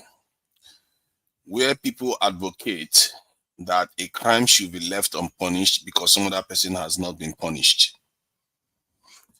Now, I made this comment earlier on today already that have you tried to play that scenario and look at where it leads? Because one crime is unpunished, another one should not be. So now let's start playing it back. So the guy that hit the killer should not be punished. The hit and run should not be punished. The rapist should not be punished because the other one has not been punished. What do you get then? Anarchy. Because this goes to what you should be asking for. You see what I mean? Because if you go in the other direction that a lot of Nigerians are talking about now, that is anarchy. Clearly, it's unacceptable. You can't go that direction. What you should be going for is, if you say your people are being targeted, then you advocate for the others to be targeted the same way. Because the law is supposed to be blind. It shouldn't be tribal based. It shouldn't be targeting only one group. If you are extending a sense of clemency to other groups in terms of you have a situation where you have repentant Boko Haram or Niger Delta youths that have now had an agreement with the government, why have we not seen that in the Southeast? You can ask the same question. Is it because you have never had any repentant ones? That is the question you should be asking. Because in the North, we know most of Shekau is not alive today. Any of the ones that have been responsible for so many loss of life in Nigeria, they are not alive. There is no negotiation with those ones. And I think that part of the discussion is missing. We make it look like Shekau is the one that has been given amnesty. No, he's not. Most of their leaders are dying. They are not surviving at all. And we have to keep in perspective when we say these things. And some people are very incendiary. They come here and make it look like this is the worst thing under the sun. Actually, the people that are doing a lot more killing, we know Nnamdi Kanu has not done as much as Shekau at all. And clearly, Shekau paid his life for what he has done. He didn't even make it to court. And the same with others. In nations, we all sit in nations where if you do anything close to what Nnamdi Kanu did, you'll be in jail. In the UK, some of us, you see how some people are? Some of us are in the UK, some of us are in America, some of us are in different parts of the world. When you do certain things in the UK, I'm in UK. It's a lie. It's a lie. I'm in UK. I live in UK. UK will put you through the rule of law. The rule of law as a constitutional doctrine was invented by the London School of Economics, Professor LVDC. So Britain is number one in rule of law. Britain cannot keep you from your house and put you in prison. It has never happened. If you like, cite one example that a Britain go to somebody's house, pick the person for whatever offense, straight into jail. It's a lie. Don't deceive people. Nonsense. Julian Assange is a world-renowned case that had to hide in the embassy for several years. Thank you to Nigeria. You know, they thought we live in space. You know, they thought we live in space. We don't live in this world. Julian Assange didn't even kill anybody. He just had documents, and he literally had to remain in hiding and running Ecuador. But the one killing people in your country, they are being negotiated with. It was Ecuadorian embassy. It wasn't anywhere. It was in Ecuadorian embassy that Julius. Yes, You're a liar.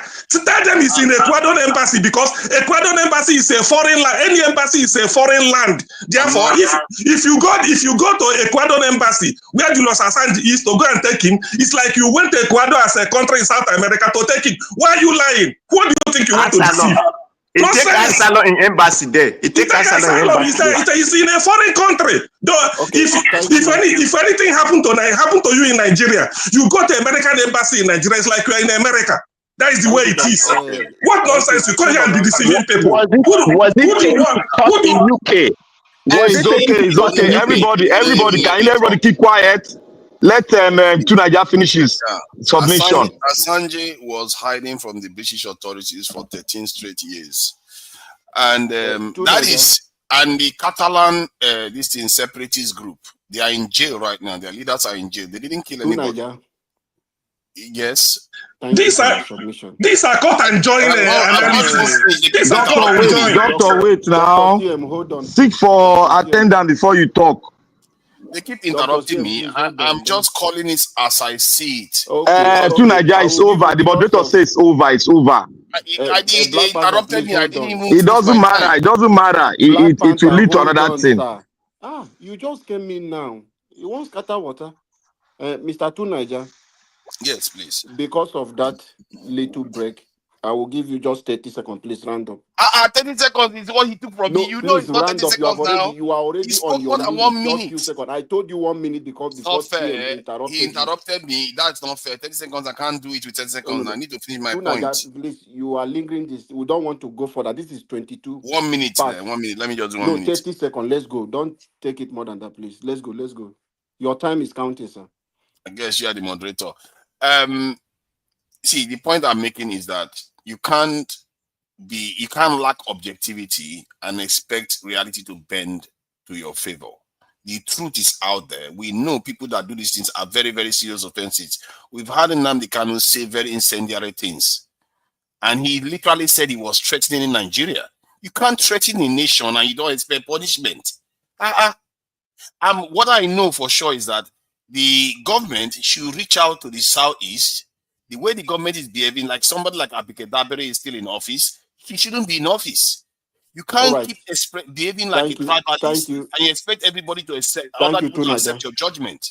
Thank you, Tunaja. That message will go. It will get to I think they have heard you. They will push that message. Okay, thank you for that, your submission. Mr. Comparable Fact, please. If you are there, your 5 minutes start now. Speak to us. Please let us, before he speaks to us, please let us not interject anybody. All right. Thank you very much. Greetings, everybody. Can you hear me? Submission. Yes, we can hear you. Please go ahead, sir. Can you hear me? Go ahead. We can hear you. Can you hear me? Okay, it's like you're having a problem. Thank you very much. So let me start from beginning. I've not been on this platform. I think it's almost about 2 years right now.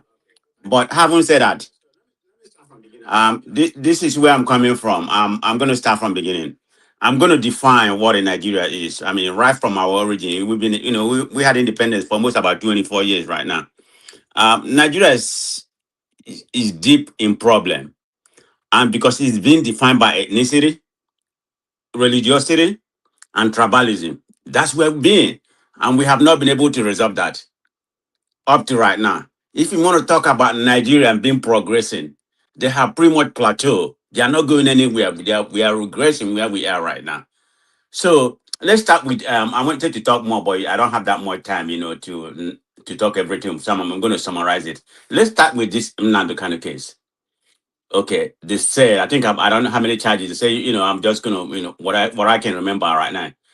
He was indicted for inciting violence through his radio broadcast, issuing the sit at home, we disrupt business and kill some people in the Southeast, according to what they said, encourage attack on security personnel, the police and the military, teaching or sharing instruction on how to make bomb, leading or being a member of the proscribed, IPOB, Biafra, illegal importation of radio transmission, threat or widespread violence. So in that regard, if you have to define what all the instigation or incitement is in an international form, you're going to say this is a terrorist act. So this is my own point of view, okay? It's my own opinion. So I don't want anybody to challenge me.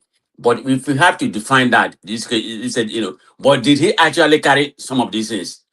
I'm not privy to that, like Sim properly stated before. I started the coup, had Primot come here and brag how he was perpetuated all those unknown gunmen and something like, and even who opposed them, from Imo State, which is where I'm from, had publicly came out and said it. There's nothing like IPO being carrying all this weapon or something like that, it was political or something like that. But the main fact, what people are not missing, the crime, the violence in the Southeast, you have to go with some empirical data. In the last 2 years or 2.5 years, has drastically subsided. Of course, there's still like kidnapping and some other, maybe some separate or whatever, but you don't hear much about unknown gunmen. If you look at the data that's available right now, you can say in the last 2 years, I'm just going to give a very estimated, this thing because I don't have the data in front of me. In the last 2 years, you can say about 600 people or 2.5 years, 600 people have died in the Southeast. In the South, from kidnapping and some of that things, you can say it's close to 500 for about 2 years. In the Southwest, they are not removed for it, but it's relatively peaceful. You can say almost about 300. So all of the all of the South region, none of them will move from crime or whatever. But if you go to the North, we have what we call terrorism actually happening. People actually carrying the action. Killing, even this year alone, it's about 7,000 people that have been, that has died around the Middle Belt and Northwest or wherever, That's a fact and it's documented. Nigeria don't have any data. They can't even define how many people. They don't have a record. They have to let the international community like USA or NGO, or the humanitarian, define exactly what's actually happening in Nigeria. They are the one giving us the data. Nigeria is so confused that they don't have any data. That's where we're having a problem. So let me talk about this in Nnamdi Kanu. I haven't said what I said, and I said about 1 minute, sir. maybe some of them could be factual. That's why I said the way that it was defined here is a terrorist. I'm happy to add it. You don't have to actually carry the act for it to be defined as terrorist. Whether this is whether Nnamdi Kanu, actually carry it, that that by what people have said here, who Puzadema has said, or Muslim has said. So let's leave that aside, let's leave that aside, the way it be. But, look at what's happening in the North. All the whole terrorist act. I'm trying to make a comparison. If anybody can come here and give me any kind of fact, then I will take my word back. If there had been anybody, and anybody judged and sentenced for life imprisonment for inciting, I'm not talking about, the action, for inciting and instigating. If anybody can come here and tell me, if anything, if there's any empirical data or anybody for incitement that has begun that much time, there has been few of them, about 4 or 5 of them that has been, sentenced for life imprisonment. Can you But hear me? almost most of them, has pretty much been reintegrated into society. Comparable facts. The Can you bandits, they say they have been stop? forgiven. The Boko Haram, they have been rehabilitated, they have been Comparable reintegrated into society. I can go on and on and on. So Okay, my Mr. problem, Evans, please, the problem I have is about this Nigeria. When it comes to Nigerian law, This is another the way they apply the law, This is is another always a Olugide. political factor to He's it. talking, but he's And not. this is why we don't have a law. It's very uneven. And this case of Please, Nnamdi can Kanu you hear epitomizes what I'm trying to say. Mr. Is Evans, please come and mute whatever this guy happened for in this me. case is political. The trial is political. The I action, think he the has action a is problem. political. So let's call a spade a spade. He This has a guy, Nigeria, problem. we don't have any judiciary system. Even The from judiciary the system start is a of this conversation. subsidiary to the executive, which is where Tinubu occupy. So there's no judicial system. They are subsidiary. Before this Please, man can you hear us? made a call, he has to talk to somebody in Aspen Rock. Can I do this? Or they already tell him this is how you want it. So let's not just come on sugarcoat because we don't have any law. This is why we are You so see one thing bastardized. about It's human not even beings. funny. Mr. That Comparable Nigeria Fact. Okay. is I don't want to use the Even word 5 higher. minutes. They're not going to the Comparable, trajectory is Just so mute him bad for us. because I have we to have been mute you. I have to mute you because everyone, the whole world is calling you and you are not responding at all. I think it's your network. I don't know. So I have to mute you, sir. Comparable, in case you watch this video later on, because I believe you are still talking right now. maybe the next 78 years, you still be giving your submission. But nevertheless, we need to round up now, my people. Mr. Alabo, has everyone spoken? No. You just say Black Panther and me remaining for last. No, I'm not rounded up. Huh? I didn't have a round up now. No. Your own because you came late. I just gave you 5 minutes. We came late. You are talking of round up. Yeah, it's only I'm just asking. No. I've given you 5 minutes already. Yeah, your It's 5 Black Panther minutes to is speak. one off thing, and that's the right thing he did. If you come early, you can have enough minutes, but if you come late, in fact, now 2 minutes if you supposed give on yourself because those of you that normally come late, especially Black Panther, you know. Nah, I mean, I don't know why I give you 5 minutes before now. Go look at that. Exactly. Now 2 Black minutes. Panther, you are just enemy of progress. You just mind your business. All right. For those of you on the backstage, I keep putting it back. Oga F Emmanuel, I say you on your camera just now. You know, full screen, full back, full. So I keep swapping all of you so that you can give submission and all that. So, Mr. Alabo, Oga F Emmanuel, don't give you final submission. Yeah, he has given his final submission. Okay, Oga F Emmanuel, okay, that's fine. That means everybody on the panel have given their final submission. It's just me and Black Panther remaining. Just me and Black Panther. And you give Black Panther 1 minute. Black Panther, and I don't get anything. Now 5 minutes they give me now. Not being give everybody equal right now.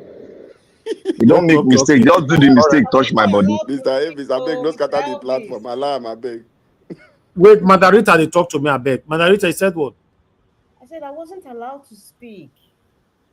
I want to not let Madarita talk. Now let's you speak well now. You speak for long now. Madam Rita, that is not 20 minutes. Mr. Avis, let me tell you something. Madam Rita requested for 3 minutes to read out something, but Madam Rita took almost 10 minutes. Well, I was reading something. That is not fair now. And that was I look at the time now. of my timeline. No, your timeline was 2 minutes. That was What's all this harassment for? Mr. Not harassment. I'm telling you the law now. You requested a 3 minutes from the I am requesting to say something. Let me speak about make I go. I want to for you my motor shop time. I am making a request. I'm not demanding. Mr. Alabo, please always prioritize our women here. Mother Patricia and Mother Rita, if they are here, any other women, prioritize them because they are not much on the panel. So don't treat them like the way you treat people like Black Panther, for example. Let me talk now. Now they take my time. I want to talk come up for here now. I'm sorry. Hide yourself, my friend. I don't agree with that kind of law. We're all equal here. No, agree. It doesn't matter. It doesn't matter. It's all right. Don't worry. Okay, now, Margarita. That's why. No. But we don't have much of you guys here. That's why. If I speak finish, give Margarita 10 minutes more. Okay, Black Panther. You don't want to give me 2 minutes, you want to give her 10 minutes. I know they to Nigeria go correct. Your 5 minutes starts from Black Panther. I want press button now. I want to thank you, my brother. You need to press the button because this one the year my brain won't scatter here. I want to thank everybody. I want to thank everybody that has spoken. I want to thank Mom in Diaspora and the audience. I want to say thank you to everyone that has spoken his mind. And as we have all spoken, if you call an external board to look at every one of us as a country, that means we are not a country yet. We will all accept it because we are not ironing out one particular thing. What does your constitution stand for? Does it entail that injustice should be done to one, and one of them should be pampered and go, and somebody will come here and say, should we continue with pampering while you have not addressed the issue of injustice to the second person? I think we should be humane in our speech. Even if we don't like particular person, we should be humane. We should look at ourselves as human beings. Why are we on earth? Are we to come here to say because this one is an Igbo mad, then something said anything will spark up because there's an Igbo, he will spark up. He has the right to speak for his own tribe. While you yourself you have to defend your own tribe, but you don't need to fight each other. It doesn't make us human. We should just calm down when doing things, we should just use our human perspective to handle issues. Not saying because he spoke as an Igbo man for his own cause, which he has the right, you also have the right to speak for your own cause and your race. That we should not bring disagreement among ourselves. So I don't know why we are doing this. Now, if you look at if you extract everything here, injustice is the main topic. And we have not even spoken on injustice. They were requesting for a lawyer, a senior advocate who is a professor of law. Said it here, he lectured us on justice. He lectured us on how you fight, bring an evidence to court. You must bring an evidence that have been acted on to court to convince the judge. He's a professor, he teaches people. Most of these lawyers in Nigeria, they pass through his book. So what are we inviting other lawyers for? When a professor was here in Nigeria Watch to lecture us on justice and laws of Nigeria, the constitution itself, he declared that Nigerian constitution is tattered. And we are here, we are defending something that they wrote to us. We should not fight ourselves. We are not the problem. See, the person that committed the almost crime against us is the person that wrote the constitution without not consulting you and I and brought it to the limelight. This is not an Igbo problem. This is not a Benin man problem. This is not a Yoruba man problem. This is not an Hausa man problem. It is the person that perpetrated that great ignominious crime against nations that are trying to come together.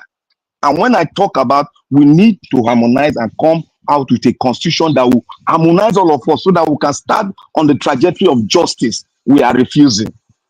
We are refusing. The question is, why are we refusing? If we don't want to be a nation, we should just go our pathway. We should stop arguing. Yeah, I hear you. We should stop arguing among ourselves as if we are not human. We don't have feeling. People are dying every day.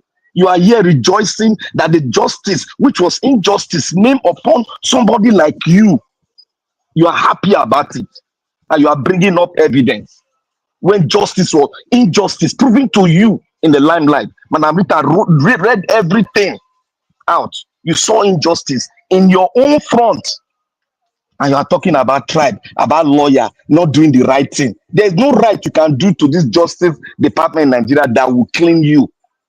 You have to be corrupt as them before you can be clean. So my brother, let's understand our state of the nation. We are not yet a nation. We need to come together as well. Stop the fight among ourselves, please. Thank you. Thank you, sir, for adding your voice, and thank you for that wonderful submission. Hope they are listening to you. Okay, Madam Rita. All right. Madam Rita, I want to use our word now. Yes, I wanted to say something. Madam Rita don't sleep now. She don't sleep. No, she did. She's talking. I'm gonna be quick. I just want to say something. I was reading something about this guy I follow. His name is he died in 1998. Kwame Ture. His former name was Carmichael.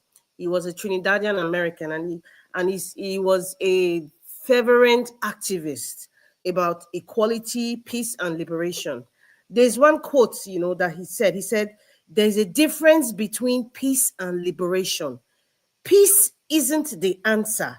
Liberation is the answer." The word peace is a term used to maintain the status quo and can exist alongside injustice. In other words, injustice can exist alongside what you think is called peace. But in actual fact, people who are suppressed, what they need is liberation. And when you say liberation, equality. When you are trying Nnamdi Kanu for so-called terrorism, the likes of Sheikh Gumi, Mr. What's his name? I don't know. Comparable fact said, name one person that has done something that they have not acted upon, but they've incited violence. Sheikh Gumi is one, my brother. Sheikh Gumi is one. Sheikh Gumi is one of them that have not physically acted, but has incited and supported people who are physically doing what they're doing today. So we're talking about injustice. When there's injustice, there can never be peace in Nigeria.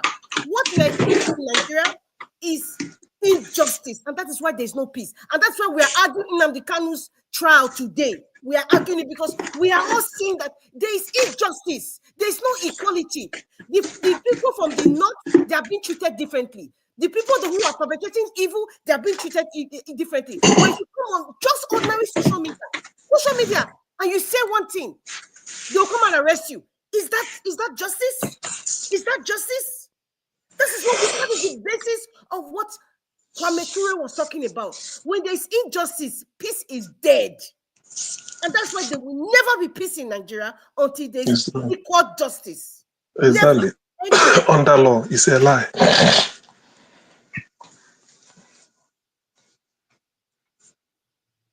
I think I've finished. Maybe I should speak more. All right. All right. Thank you. Thank you, Madam Rita, for that wonderful submission. Okay. Okay. We close now, B.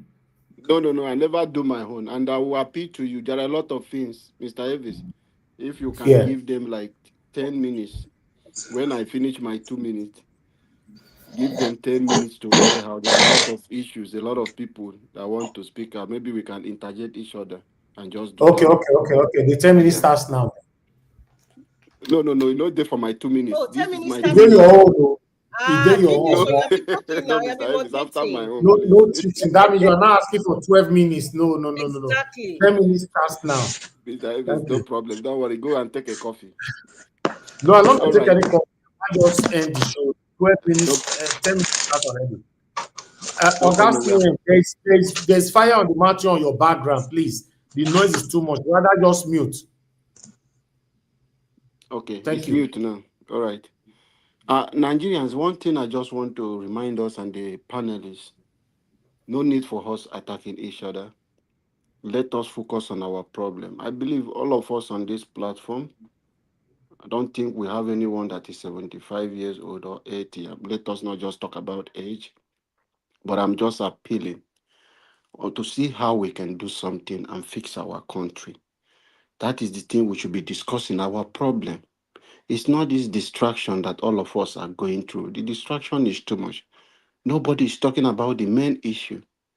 It's all about the divide and rule, distraction, and we are not focusing on the real problem. And this is how these people are bringing in this propaganda, this confusion between us. What legacy are we going to leave for our children? I know some of us will say, okay, we are in abroad, our children are citizens of other countries. But you have parents, you have cousins, you have other people. There is no place like home. So let us think of how we can fix our problem. You are keeping quiet today, you are a Christian. You're keeping quiet today because you are not from, you think, you should be a Nigeria. Don't think, because I'm not from Southeast, this is not my problem. Let him suffer that. Injury for one should be injury for all. The problem is, did he do this thing? Was it wrong? But it's the justice system of the Nigeria. It's not fair to everybody. You should treat everyone equally. That is why the woman is blinded. That is showing us on the court is blinded. And you see, raising up her hand with a child to be equal before everyone, irrespective of who you are. You must be accountable. So if our justice system is okay, nobody will be arguing for somebody whether he committed treason. Every Nigerian will put mouth to say, no, this is not fair. But it's because when you treat other people differently and treat other people differently, we must just focus on this, our problem, and see how we can fix it. And I would recommend us to go and read history. Look at the book, The History of Turkey and the Middle East. Some of us should just read the one from Bernard Lament, I think so. Yeah. Let us read this history and see how Turkish and Iran and Syria, how they Islamize them. You may be thinking it's happening in the north today. Before you know it will get to you. And Nigeria will be taken over. We shouldn't allow that to stand. Thank you, everyone, for us to add our voice and speak on things that concerns us. Thank you. Let us just leave the floor now. We can interject. Some people that have something to say, Dr. CM and everybody, please. Yes, I have. I have something to say. And the thing I want to say is this: I take grave exception to somebody telling me not to cry because when I'm wounded, he's trying to tell me that after all others are wounded, he didn't join me to cry, I didn't bring you into Wazobia. What nonsense is that? Is Wazobia my own coining? Nigeria is a different nations joined together by Lord Lugard by force. People are feeling the heat. So if you keep quiet because they are punishing you, it's up to you. If I want to cry because I'm feeling the heat, you tell me I shouldn't cry because of what? Because you are not ready to cry. What nonsense is that? Arrant nonsense and monstrous rubbish. What are we talking about? I shouldn't talk. When I have injustice, okay, is Wazobia responsible why IGBO should be given the highest cutoff mark as a 10-year-old? Let's all of us here in the panel, we are 10 or 11 years. I want to sit for federal common entrance. As only Igbo from Anambra must score the highest, then you score lower. Is it part of Wazobia? When we're talking this and people are just trying to mumble things up in the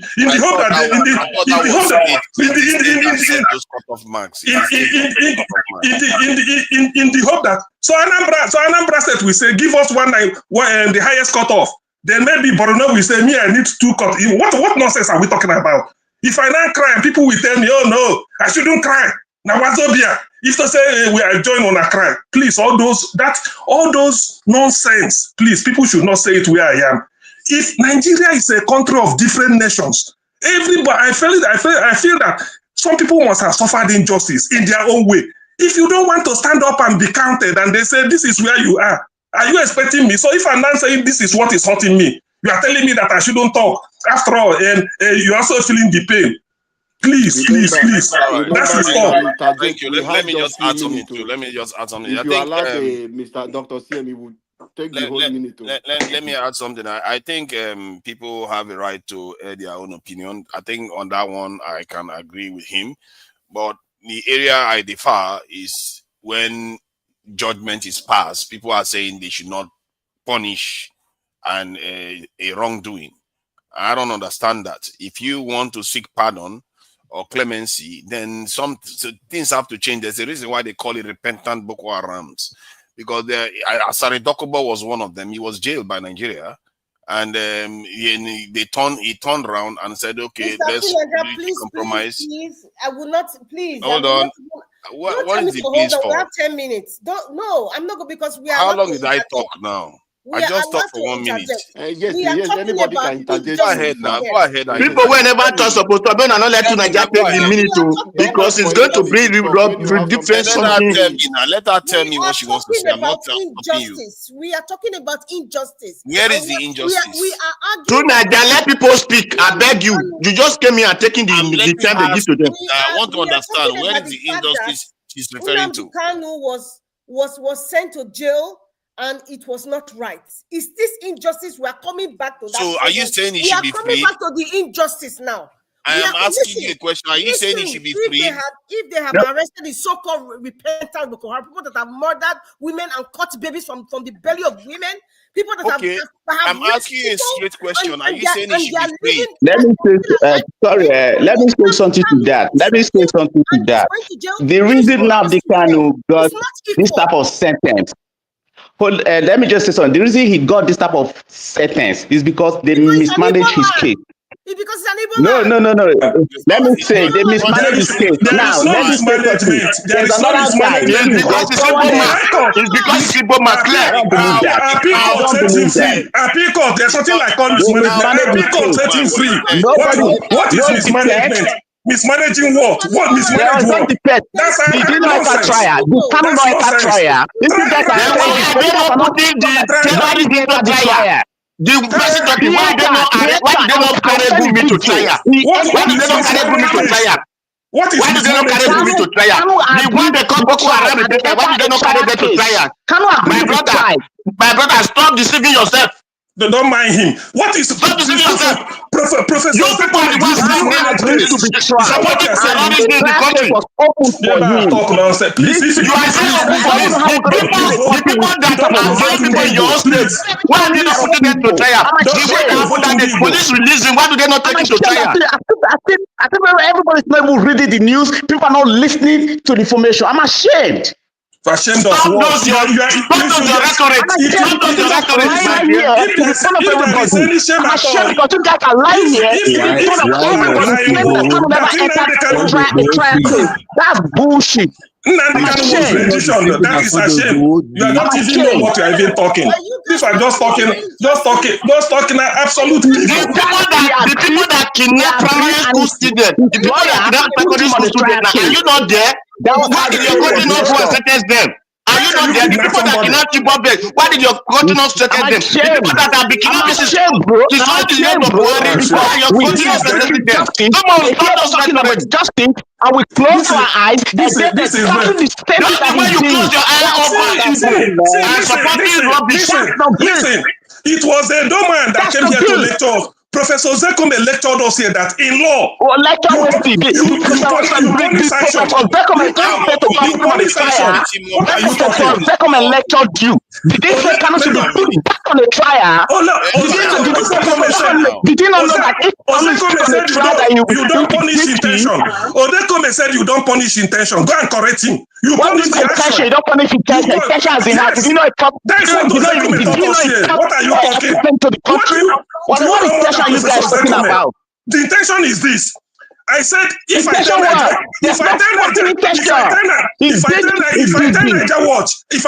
watch, I will steal your car. That is the intention. Until I do it, you can't take me to court. Let me tell you how it works.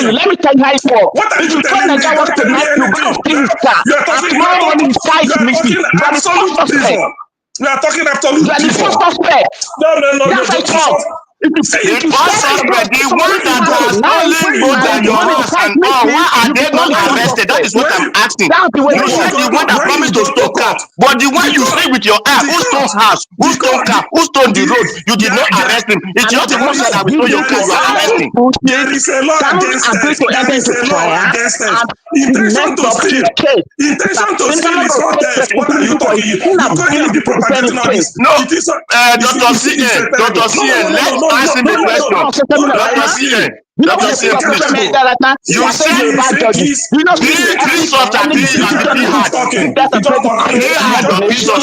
said I asked you a question.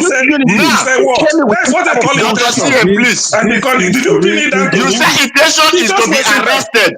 Intention is to be arrested. But the one that is perpetrating it, then you leave that one to go free. You imagine, and she's coming here. No, this is what you're claiming. This is what you're claiming. Intention. The one who is stealing your house, stealing your car, stealing your land, stealing your road, you leave that one to go free. But the one that says I will do is the one you need to go arrest. He's just spreading propaganda. Just don't listen to people like this. Propaganda. In their social media, everybody's looking at you. Between you, the who is lying. Even this panel, show your face. I know that we have content. I know that we can't agree to enter into trial. And it's just social media. It's not said it. They enter into trial. These are just the agent that collect money, go from one platform to spreading like. That's what I thought. I said open your camera. They will jail you if you enter into trial. Then I was saying today I'm still and you are happy now. That is your intention, and you are happy. Open your camera, let people see you. I said, do the right thing. You are just an agent. And you want to get justice. How you going to get justice? You know writing more than Professor Zekome that finished the case. You know writing more than Professor Zekome. Did they ask Kanu to go into trial? Did they ask you to go into trial? You know, my prayer for this kind of people is what is happening to those students in school happen to them and their family. What are they be doing to people in the north happen to them and their family? That's my prayer for this. I don't care what happens to anybody. So that it will happen to you people who are supporting evil. If you people will be a victim, your children will be a victim. You can see my face. You can see my face. Show your own face. Let people see you. If you're not a secret agent, these are people that go and collect money from Tinubu and they go about spreading propaganda. Do you think we don't know? No worry, I don't use Tinubu money buy house. It's not your business. It is. If you want your fault, you open the camera and show people and know what you are talking. Than to be an agent. I can never swallow Sputum because I'm hungry. I can never swallow Sputum because I'm hungry.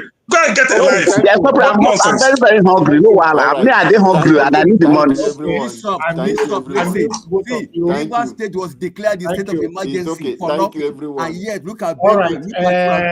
the Mr. federal Alabo, you see what government you to declare those places Mr. emergency. See the reason why I say you should allow this time. Is it not selective? Because I've seen it in everyone's face. You see what you cause. Now you cause this one. I want them to hear it out. They should not go to bed with this kind of thing. Fire the mountain.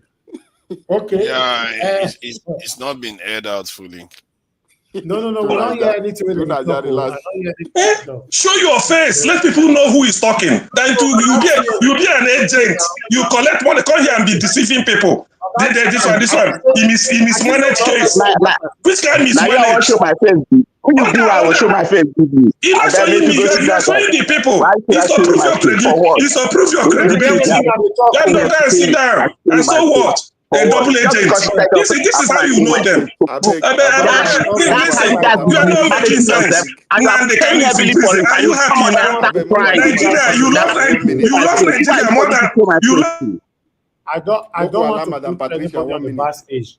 Madam Patricia, please stop. Madam Patricia, no, I believe she's already sleeping. Just let her be. Okay. You know, okay. Everybody don't talk. So we need to go now. I never talk finish. I just want to say thank you. I purposely never thank finish. You are talking about selective justice. My brother, don't worry. My Rivers brother, don't worry. Your state and my state, they declare state of emergency for nothing. Meanwhile, see Boko Haram still bandit. They are busy killing Plateau, busy killing Benue. All right. No you see him? No, that's him. I beg, mute yourself. Okay. Oga Emmanuel, thank you very much. Everybody, they pour their own plight. Even my own state, Igor, they kidnap people for that side. Oluku, they kidnap people for that side. Igor Bazuwa, they kidnap people. Yekokba, they kidnap people for that. Okada, they kidnap people. So everybody have problem, or rather something to say. Tunaja, 30 seconds, quickly. 30 seconds.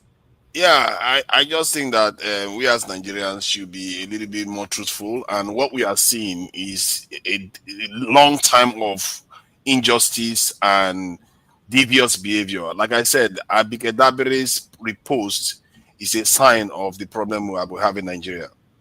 Because if he had done the right thing, the government had done the right thing, maybe some of the way people react to these sort of things would be different. That's all I have to say. Thank you. Okay. All of an adult talk. Let me quickly say this.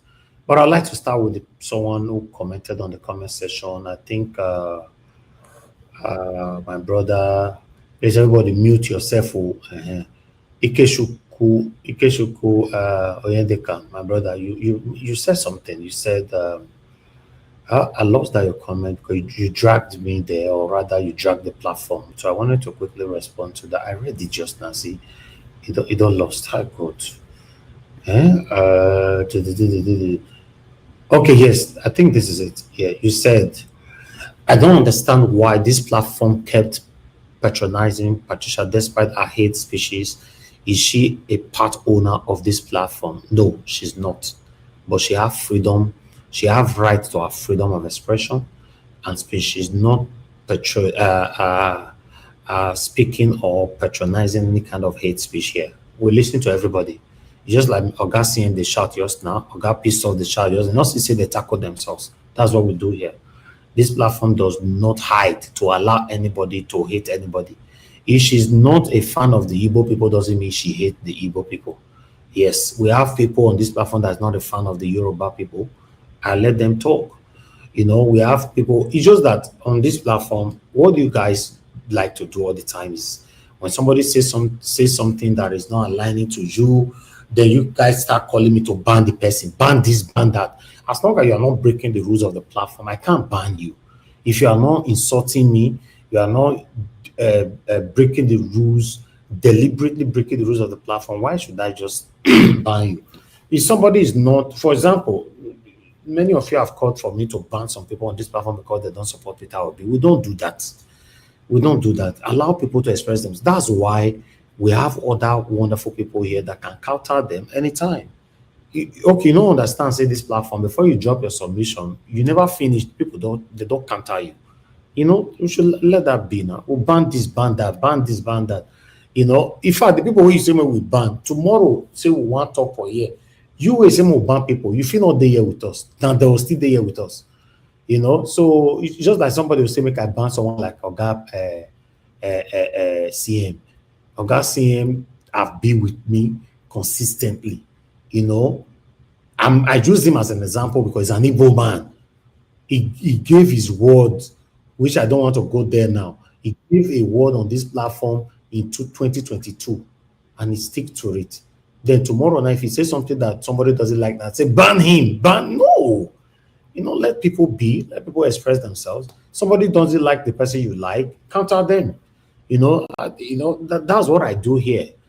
You know, if the una body they pepper, una body they hot, now they handle this platform for not ban everybody finish. You know, this is even on the panel. For me to put someone on the backstage on this panel is difficult for me.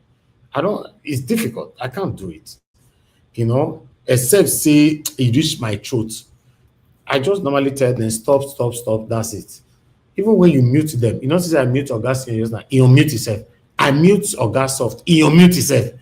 You know, just say many platforms will take all those kind of things. But because we need to learn to manage each other's, you know, take each other's along. You know, everyone here, see August soft and August CM, they are not agreeing today at all. It doesn't mean they might not agree tomorrow. So because of that, now maybe August CM have his own fan on the comment section, or August Soft have his own fan on the comment section. Then the fan will now be advocating for me to ban August CM, or August CM fan will now be advocating ban a piece soft. If I get the ban all of that, they go. Will you be here with me to speak truth to power? We must learn to manage people and also know when the conversation is just going where every single person on the platform is aligning, agreeing with each other, that conversation in most cases might not be going anywhere. That's why I've said so many times on this platform, and I use myself as an example. I said, don't support anything that is wrong, including myself.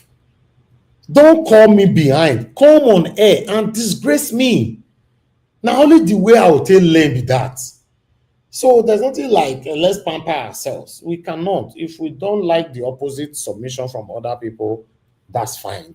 You know, we just move. Okay, see somebody on the comment section that is saying that CM is a bigot. So my brother Ikechukwu, what can you say about that? Can you also tell me not to ban CM because somebody just says that CM is a bigot? For a piece, you write that one and say, okay, okay, like Vitus just said that Mr. Elvis, Mother Patricia is anti-Igbo. Okay, fine. But somebody just commented on that CM is a bigot. So should I ban him as well? You see, thank God that my submission have been justified. Let people just be. If CM is a bigot, let him be, as long as he's not directly attacking any ethnic background. He's not. Mother Patricia is not directly attacking any background. Since you guys have been calling her out, I've not seen where she's directly. She's only opposing and disagreeing with your stand. Does that make her someone that hates the Igbo? No. She's not agreeing. She don't want to agree. You can't force her to agree. Just like the way some of us, the obedient, beat anybody that was a former obedient. Maybe tomorrow now you'll not be obedient anymore. Or like the one that they beat Kenneth Okoko, they go the other day. On this platform, I believe I'm the only person or few of us that is still supporting Kenneth Okoko tomorrow. Una beat her just because say you know want to support Peter Obi, gonna beat and forget everything we do. Till today, we still don't have somebody that is vocal like Kenneth Okoko. If except you want to deceive yourself, tell me one person in the whole Peter Obi's camp that is vibrant like Kenneth Okoko. You know, let's be honest to ourselves. But now beat and just because he said no one support Peter. We should stop this thing, man. Let people be. Okay, you are telling me tomorrow and I say, okay, I have a headache by supporting anything to do with politics. I don't want to support anybody anymore. I just want to be on my own. You will now see some people now that have praised me for the past 10 years and a half. The last bit of it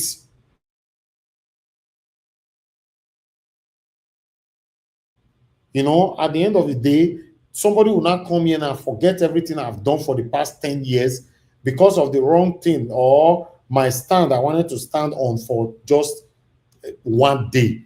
Every of my good deeds will be deleted. Life shouldn't be like that, my people. Please, let people be. If they break the rules of the platform, I know how to handle them. You know, Olumide break the rules of the platform the other day. I banned him for 1 year. He was calling into the show yesterday. I did not pick his call, you know, because he's supposed to be banned on earth and in heaven. I don't know why I did not ban him on earth on the phone. You know, we only ban him for now on the heaven. So if you break the rules, I'm not interested how long you've been with us, how long you've been following us, how long, I don't care. Don't look at those things. These are the things that resulted to nepotism and favoritism that is affecting you and I today. You'll just say because this person do good for you in the past, automatically any wrongdoing is doing, you can never call the person out anymore. You know, it's wrong.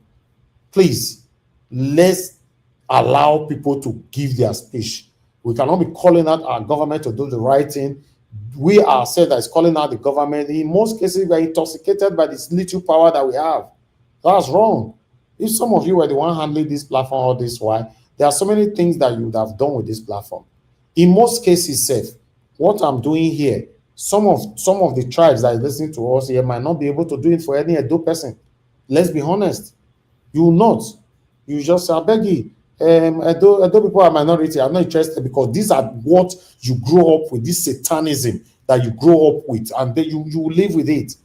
You know, forgetting that we all are human beings, we should care for each other, have empathy and sympathy for each others. But you just came, you know, take submissions from nowhere by, you know, belittling other tribes or any human being or every individualisms. It is wrong, my people. You know, fight for your fellow brother when injustice is hooking them up. Like our big brother Nnamdi Kanu.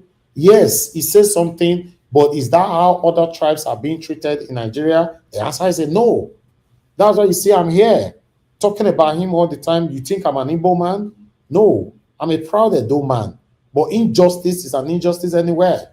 You don't need to be an Igbo man, Edo man, Yoruba man before you recognize what is wrong. What is wrong should be condemned at all time. If now your papa called him out, if now your mama called her out, you know, so please, the advocacy, ban this one, ban that one, ban this one, ban this one, is not a good thing, my people. You know, let's just, you know, if somebody, I love this platform because my people here, me myself, if I see say there are countries, somebody that's giving false or misinforming the public, you'll say, I know they can't, I know they stop them. Now, wait till you deserve, now you get.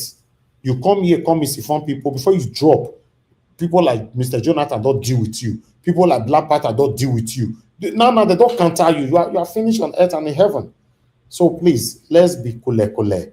You know, we are getting somewhere. Not everybody will agree with you on this journey. That's all I wanted to say, my people. You know, anybody want to respond to that quickly? No, I don't need fight again. Just 30 seconds and let me press the button. Who is the first person? 30 seconds. Ogashime, say your 30 seconds starts now. 30 seconds. You mute yourself again, Ogashime. You are not ready to speak. Okay, I love you. I love you for all you do. In fact, I know yesterday I lost my voice because of the kind of scream I screamed yesterday. It didn't allow me to talk. But all the same, what you're doing is good. You know, when someone going out of the lane, you call that person in order, like you did yesterday. I will continue coming to this platform. The only thing, you know, to maintain my lane. Yes, sometimes we get angry because of what is going on in Nigeria, because of what politicians have done to us. That's why we come here and fight. If not that, we will never come here and start. If Nigeria is good, we will never come here and start fighting each other. It's because of what politicians and good and bad governance in Nigeria have done to us. They have dealt with us. So that's why we are coming. Anytime we come here because of the time issue, we keep doing what we are doing. But I say, may peace of blood be with all of us in Jesus' name. Amen. Thank you, sir. Thank you very much. Josh, thank you very much, sir, for understanding my submission. God bless you. And Clement, you said you are always here listening to CM, Black Panther, give us a mandate. These people never talk about Igbo in a bad way. You see, that's fine. You see, I've said this so many times here. Every one of you that come to this platform, the funny part of what I want to say now is what you want to hear. Anybody that comes to this platform thinking that, oh, I feel you'll come out for Nigeria Watch tomorrow. The more you come out, you lose all your followers because every single panelist here have followers. You don't know. Oh, you just said you don't know. Say they have their favorite. Someone like my brother Nat Clement, he just prove it to you that he have people we like. Now every human being, including me, everybody get their favorite. So the day when you come out now, say for example, I'm not gonna go there again because say Nigeria Watch offend me, you lose your followers as well. That's how it is. Not be me you they do. The seat where you come out, other person will occupy it. You know, it's his right. Clement is his right to have his favorite here. Now, so you see one person will say, I'm here because of Mother Patricia. The other one will say, I'm here because of Oga CM. The other one will say, I'm here because of Oga Mr. Jonathan. That's how it works. But let's learn to manage each other. That's what I'm saying. We cannot always please ourselves here. Even with myself, I want to please all of them here sometimes. Sometimes we go everywhere, go bass. And they offend people now. Every week for you, I must offend people at least once a week minimum. You didn't know that, right? So please, let's manage ourselves. Anybody else? 30 seconds. Anybody else? Because I did press the button. Okay, but that's everybody don't talk finish. You know, now God bless every one of you right there. Thanks for your understanding. Please. Sorry, I just wanted to say I'm really sorry for the shout. Yeah, I'm really sorry for the shout. That's not really peace up. You understand? But you know, kind of like I needed everybody to understand that I don't really like it when we are discussing issues and somebody is not saying it's because of Igbo. You know, that is alone is just it's putting a lot of people off and it's not good. You understand? So I'm trying to see how everybody, if we want to speak with one voice, we speak with one voice. But if we're trying to be soft. In 2022-2023 election here, you were for Peter Obi. Am I right? I'm still for him. You were, because I know your voice was very echoed on this platform for Peter Obi 24/7. So this is one of the things I'm still saying. Not because I follow Peter Obi, not because he was an Igbo person, because among all the contestants, exactly, he was the right candidate. Yes. Yes. No, there's something I want to say. For some people that is calling you to be banned now, for example, you see, because I remember, I know my people here, right? If you say I talk about Oga history, now if you talk, I know when you don't think they would be here back to back. You know, speak soft with us here back to back. You know, it was here on the panel every single day for Peter Obi. Today, now, because his submission is not aligning, we should ban him on earth and the heaven. No, please, guys, please. Let's manage each others. Mr. Avi, do you understand what's going on? Among all the projected candidates right now, you know that Mr. Peter is still the outstanding person. Of course. Among everybody right now. Do you understand what they're trying to do? If they push a tribal narrative, that may negate him in 2027 again. And to be honest, I would have responded to that, but it will trigger more people to give submission. But to be honest, Peter Obi will always, you know, win election whenever there is election. But the problem is that will Peter Obi be allowed? You understand? Will they allow him to rule this country? That's what I'm saying.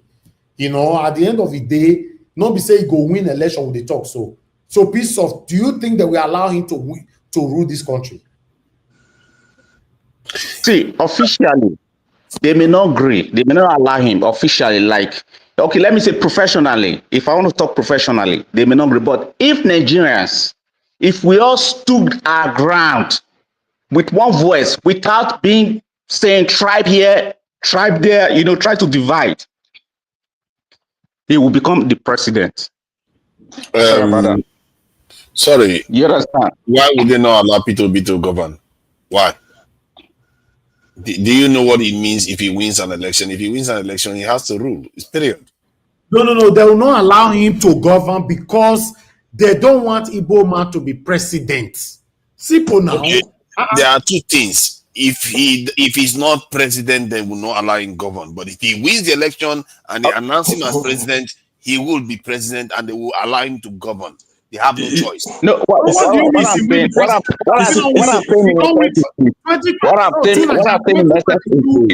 no, hold on, piece of 2022, 2023, Peter Obi not win.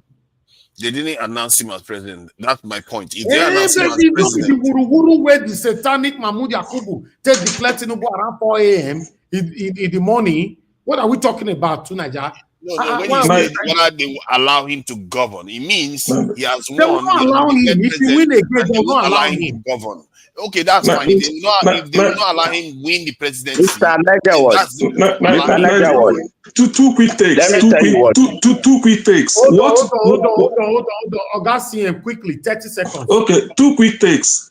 What 2023 election proved is that Nigerians know who they want. Tribalism was played against P2B, religion, everything, yet Nigerians dropped all those things and voted for him.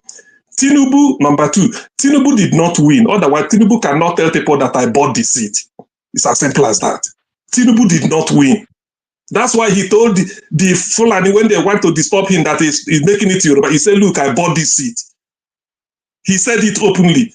So you can't win election and say you bought the seat. Tinubu did not win. They know it. Simple. Let's be honest. All right. Okay. I don't want Mr. Najawaj. Yes, sir. Mr. Najawaj, I do a little bit enumeration on Mr. Peter Obi. I understand why they did not allow him to become the president. Not because he's an Igbo man, but because Mr. Peter Obi is a very strict person. He's a very strict person. He's a very honest person. And yes, people are going to go in for it if he becomes the president. I want to be convinced. I want to be convinced on this platform that if Peter Obi run again, with these people, where will they see so these vampires, so will this allow Peter Obi to sit and be sworn in as the president of the Federal Republic of Nigeria? If powerful people stand by him, and exactly, most especially yes, the powerful people stand by him, but who's the powerful people standing by Peter Obi apart from the people now? We the people. Yeah, its major problem is also the Southeast. They are not standing by him. Sorry, towards an election, there could be dynamics that will change, and Peter Obi will be inevitable. There could be dynamics that will change. A new person will show up. We didn't know Peter Obi would be here today before the campaigns started. So politics is a very fickle thing. Somebody can show up and just sweep the entire field. So I believe Peter Obi has it in him to defeat whoever is incumbent. Right. I believe okay, so. Let me round up. Let's continue this all over again. Tomorrow and Saturday. Okay. Let's see how it goes. But let's see how it goes. Monday to Friday is this hot conversation here. Heated sessions. But Saturday, except when we have some kind of day here today, because they won't have to scatter everywhere today. The TBS again. But I like what Mr. Alabo did. Deliberately allow you guys to vent. It's a normal thing. Augustine and person they keep something for mind. I don't believe Oga piece off will be the same as well. So please let people vent. There's nothing wrong. I don't Augustine don't have issue with Madam Patricia here before in the past. The same Augustine have respected Madam Patricia so many times on this platform. So when they are venting like that, disagreeing with themselves, sometimes you, the third party coming in, you might be the problem. Just allow them, For example, my brother Black Panther attack him maybe is the most attacked person on this platform, and he's always with me here. And they attack him back to back on this platform. So if the way they take things sometimes, we don't take like say the world will have to end just because somebody did not align with your submission, somebody did not. I don't understand. Please, Let's be coming down. We are divided already. We are divided already. We are trying to unite ourselves together. If not, we can never in our time have that better Nigeria that you and I craved for. Yes. Just like to Nigeria as well. I know how many of you will don't tell us for this platform, oh, ban to Nigeria, oh, banner. If to Nigeria not come my platform for 1 year, the day we go come, I still welcome her in. It doesn't matter. Well, I'll just ban out. So what will I gain? I'll fair ask myself, what do you do? Because you are going left, he said no, na right, he want go. Because of that, I should ban him. No. Let's understand. Let's be coming down. I appreciate every one of you. Although I don't have hope. I don't say my people don't like me to talk this. I don't have hope for 2027. But I will be here, doing my best. But I don't have hope because the way things are going now, except Tinubu resigned before that time. Without that, say Peter Obi will come with Tinubu, will come remove Tinubu for office, he will come go sit down for that seat, Tinubu will come pack a load, they will come go house. With this kind of people that is in power, my people. Mr. Yes, sir. Although some people are predicting, that we might not have Nigeria before the 2027. I don't know where they are seeing their vision. Predicting what? Let them forget those things. Now, when people don't predict, so now we'll get Nigeria. Now we say Nigeria be this. Now with that one, America predict them now 2015. Work. So Nigeria will always be there. If America decide to come tomorrow for editing, when they ask us the address of these people, when they don't go through that pineapple for different wrong area, they'll tell us with their Akpabio address, Tinubu address, what they call them, Chetima address, Wike address, Obaseki address, Okpebolo address. Who again? Mona, they mention their names quickly. All of them address. All these people. They get spotlight now. They get spotlight. They know all of them. Oshomole address. Who again? Lucky Radio address. Ipapa address as well. Sama Bini address. Who again? That man don't chop. JC Bori and many of them. Just Sanwo-Olu, yes, all of them. Just ask for the address. Asari Dokubo. Asari got the weekend. Wait till I call that one where they speak for bandits. That one. Gumi address. What is this man? Senate President Akpabio. Akpabio now effect on I just start the listings. Is this one fantasy or this thing? Those people are their friends. I don't understand how you are confused. Tinubu is their friend. If you are then Tinubu goes there all the time for treatment. Okay, Madarika, two Nigeria address. Two Nigeria address as well. Two Nigeria should be number one of the list. Two Nigeria address. Who again? America are the worst of Prince America address. People think America can deal with terrorists in Nigeria. Do you know what terrorists? The terrorists will just go and hide. Exactly. And they will not do anything for months. Ozuokalu address. All of them. Uzodinma address. What they call that one? The governor of Anambra State. What it be name? Charles Soludo. Soludo address. Okpebolo, I don't talk and say Okpebolo, Obaseki, Abatobase, with them. It's a address. With them, Emmanuel address. What they call a White Lion. Yeah, Kotisugbo address. All of them. Bello, the White Lion. Bello.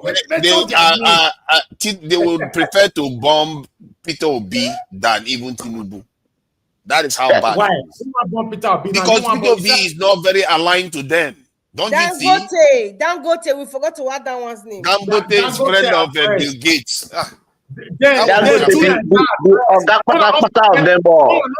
Not forget to Nigeria address. So he joined this matter. They're welcome to bomb me. I don't mind. Let them go.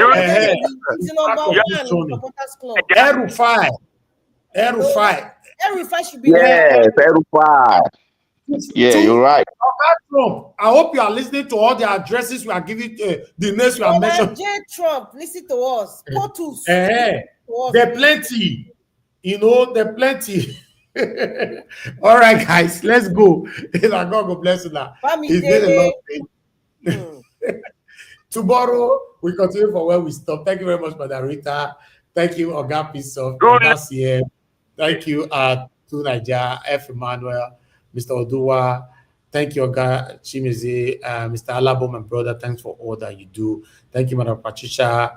Thank you, everyone. Give us a mother. A lot of you came into the panel today. A lot of swapping were taking place. And God will bless you. And those of you that called into the show, Mother Deborah, Mr. Joseph Oji, Mr. Wale, Mr. Samuel, and many, many others that called in. You know, some people also joined the panel today that I forgot their names, but I appreciate you all. In case you are still listening, God will bless you. Now only one brain, I guess. Sometimes it's not good.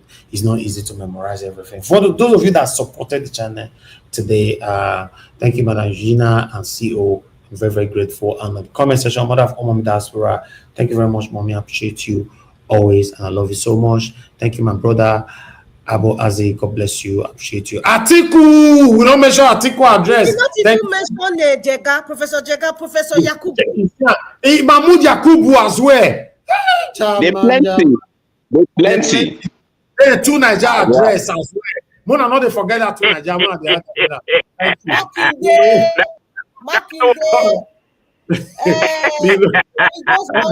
his name? They're all part of it. Nigeria watch. Sometimes can be funny. You know, God bless every one of you right there, Mother. Thank you, Modi. Love Maduka. Thank you, Clement OJ. Chuko Emeka, my brother. Appreciate you all. Arinze. Thank you. Mr. Pansa, thank you, sir. Appreciate you all. Love Wanju. God bless you all, my people. Victorious, I can see. Thank you, you all. Do your part, person on the live before you go. Black Panther, my brother. Thank you very much. Yes, I want to ask you one person. I want to ask you for one person. Where is your honorable? Honorable address, yes. Honorable address as well. Which honorable more address, yes. Election never reach. Also is the Daro address. Olumudia Kaka address. All of them. Yeah. Good night. Because I can't go out the agenda, I'm not supposed to address this matter. Because I can't go say Black Panther address, Mr. Elvis address, we can clear all of I'm not going to mess with our people. Well, I'll get that to I'll see you guys tomorrow. Bye for now.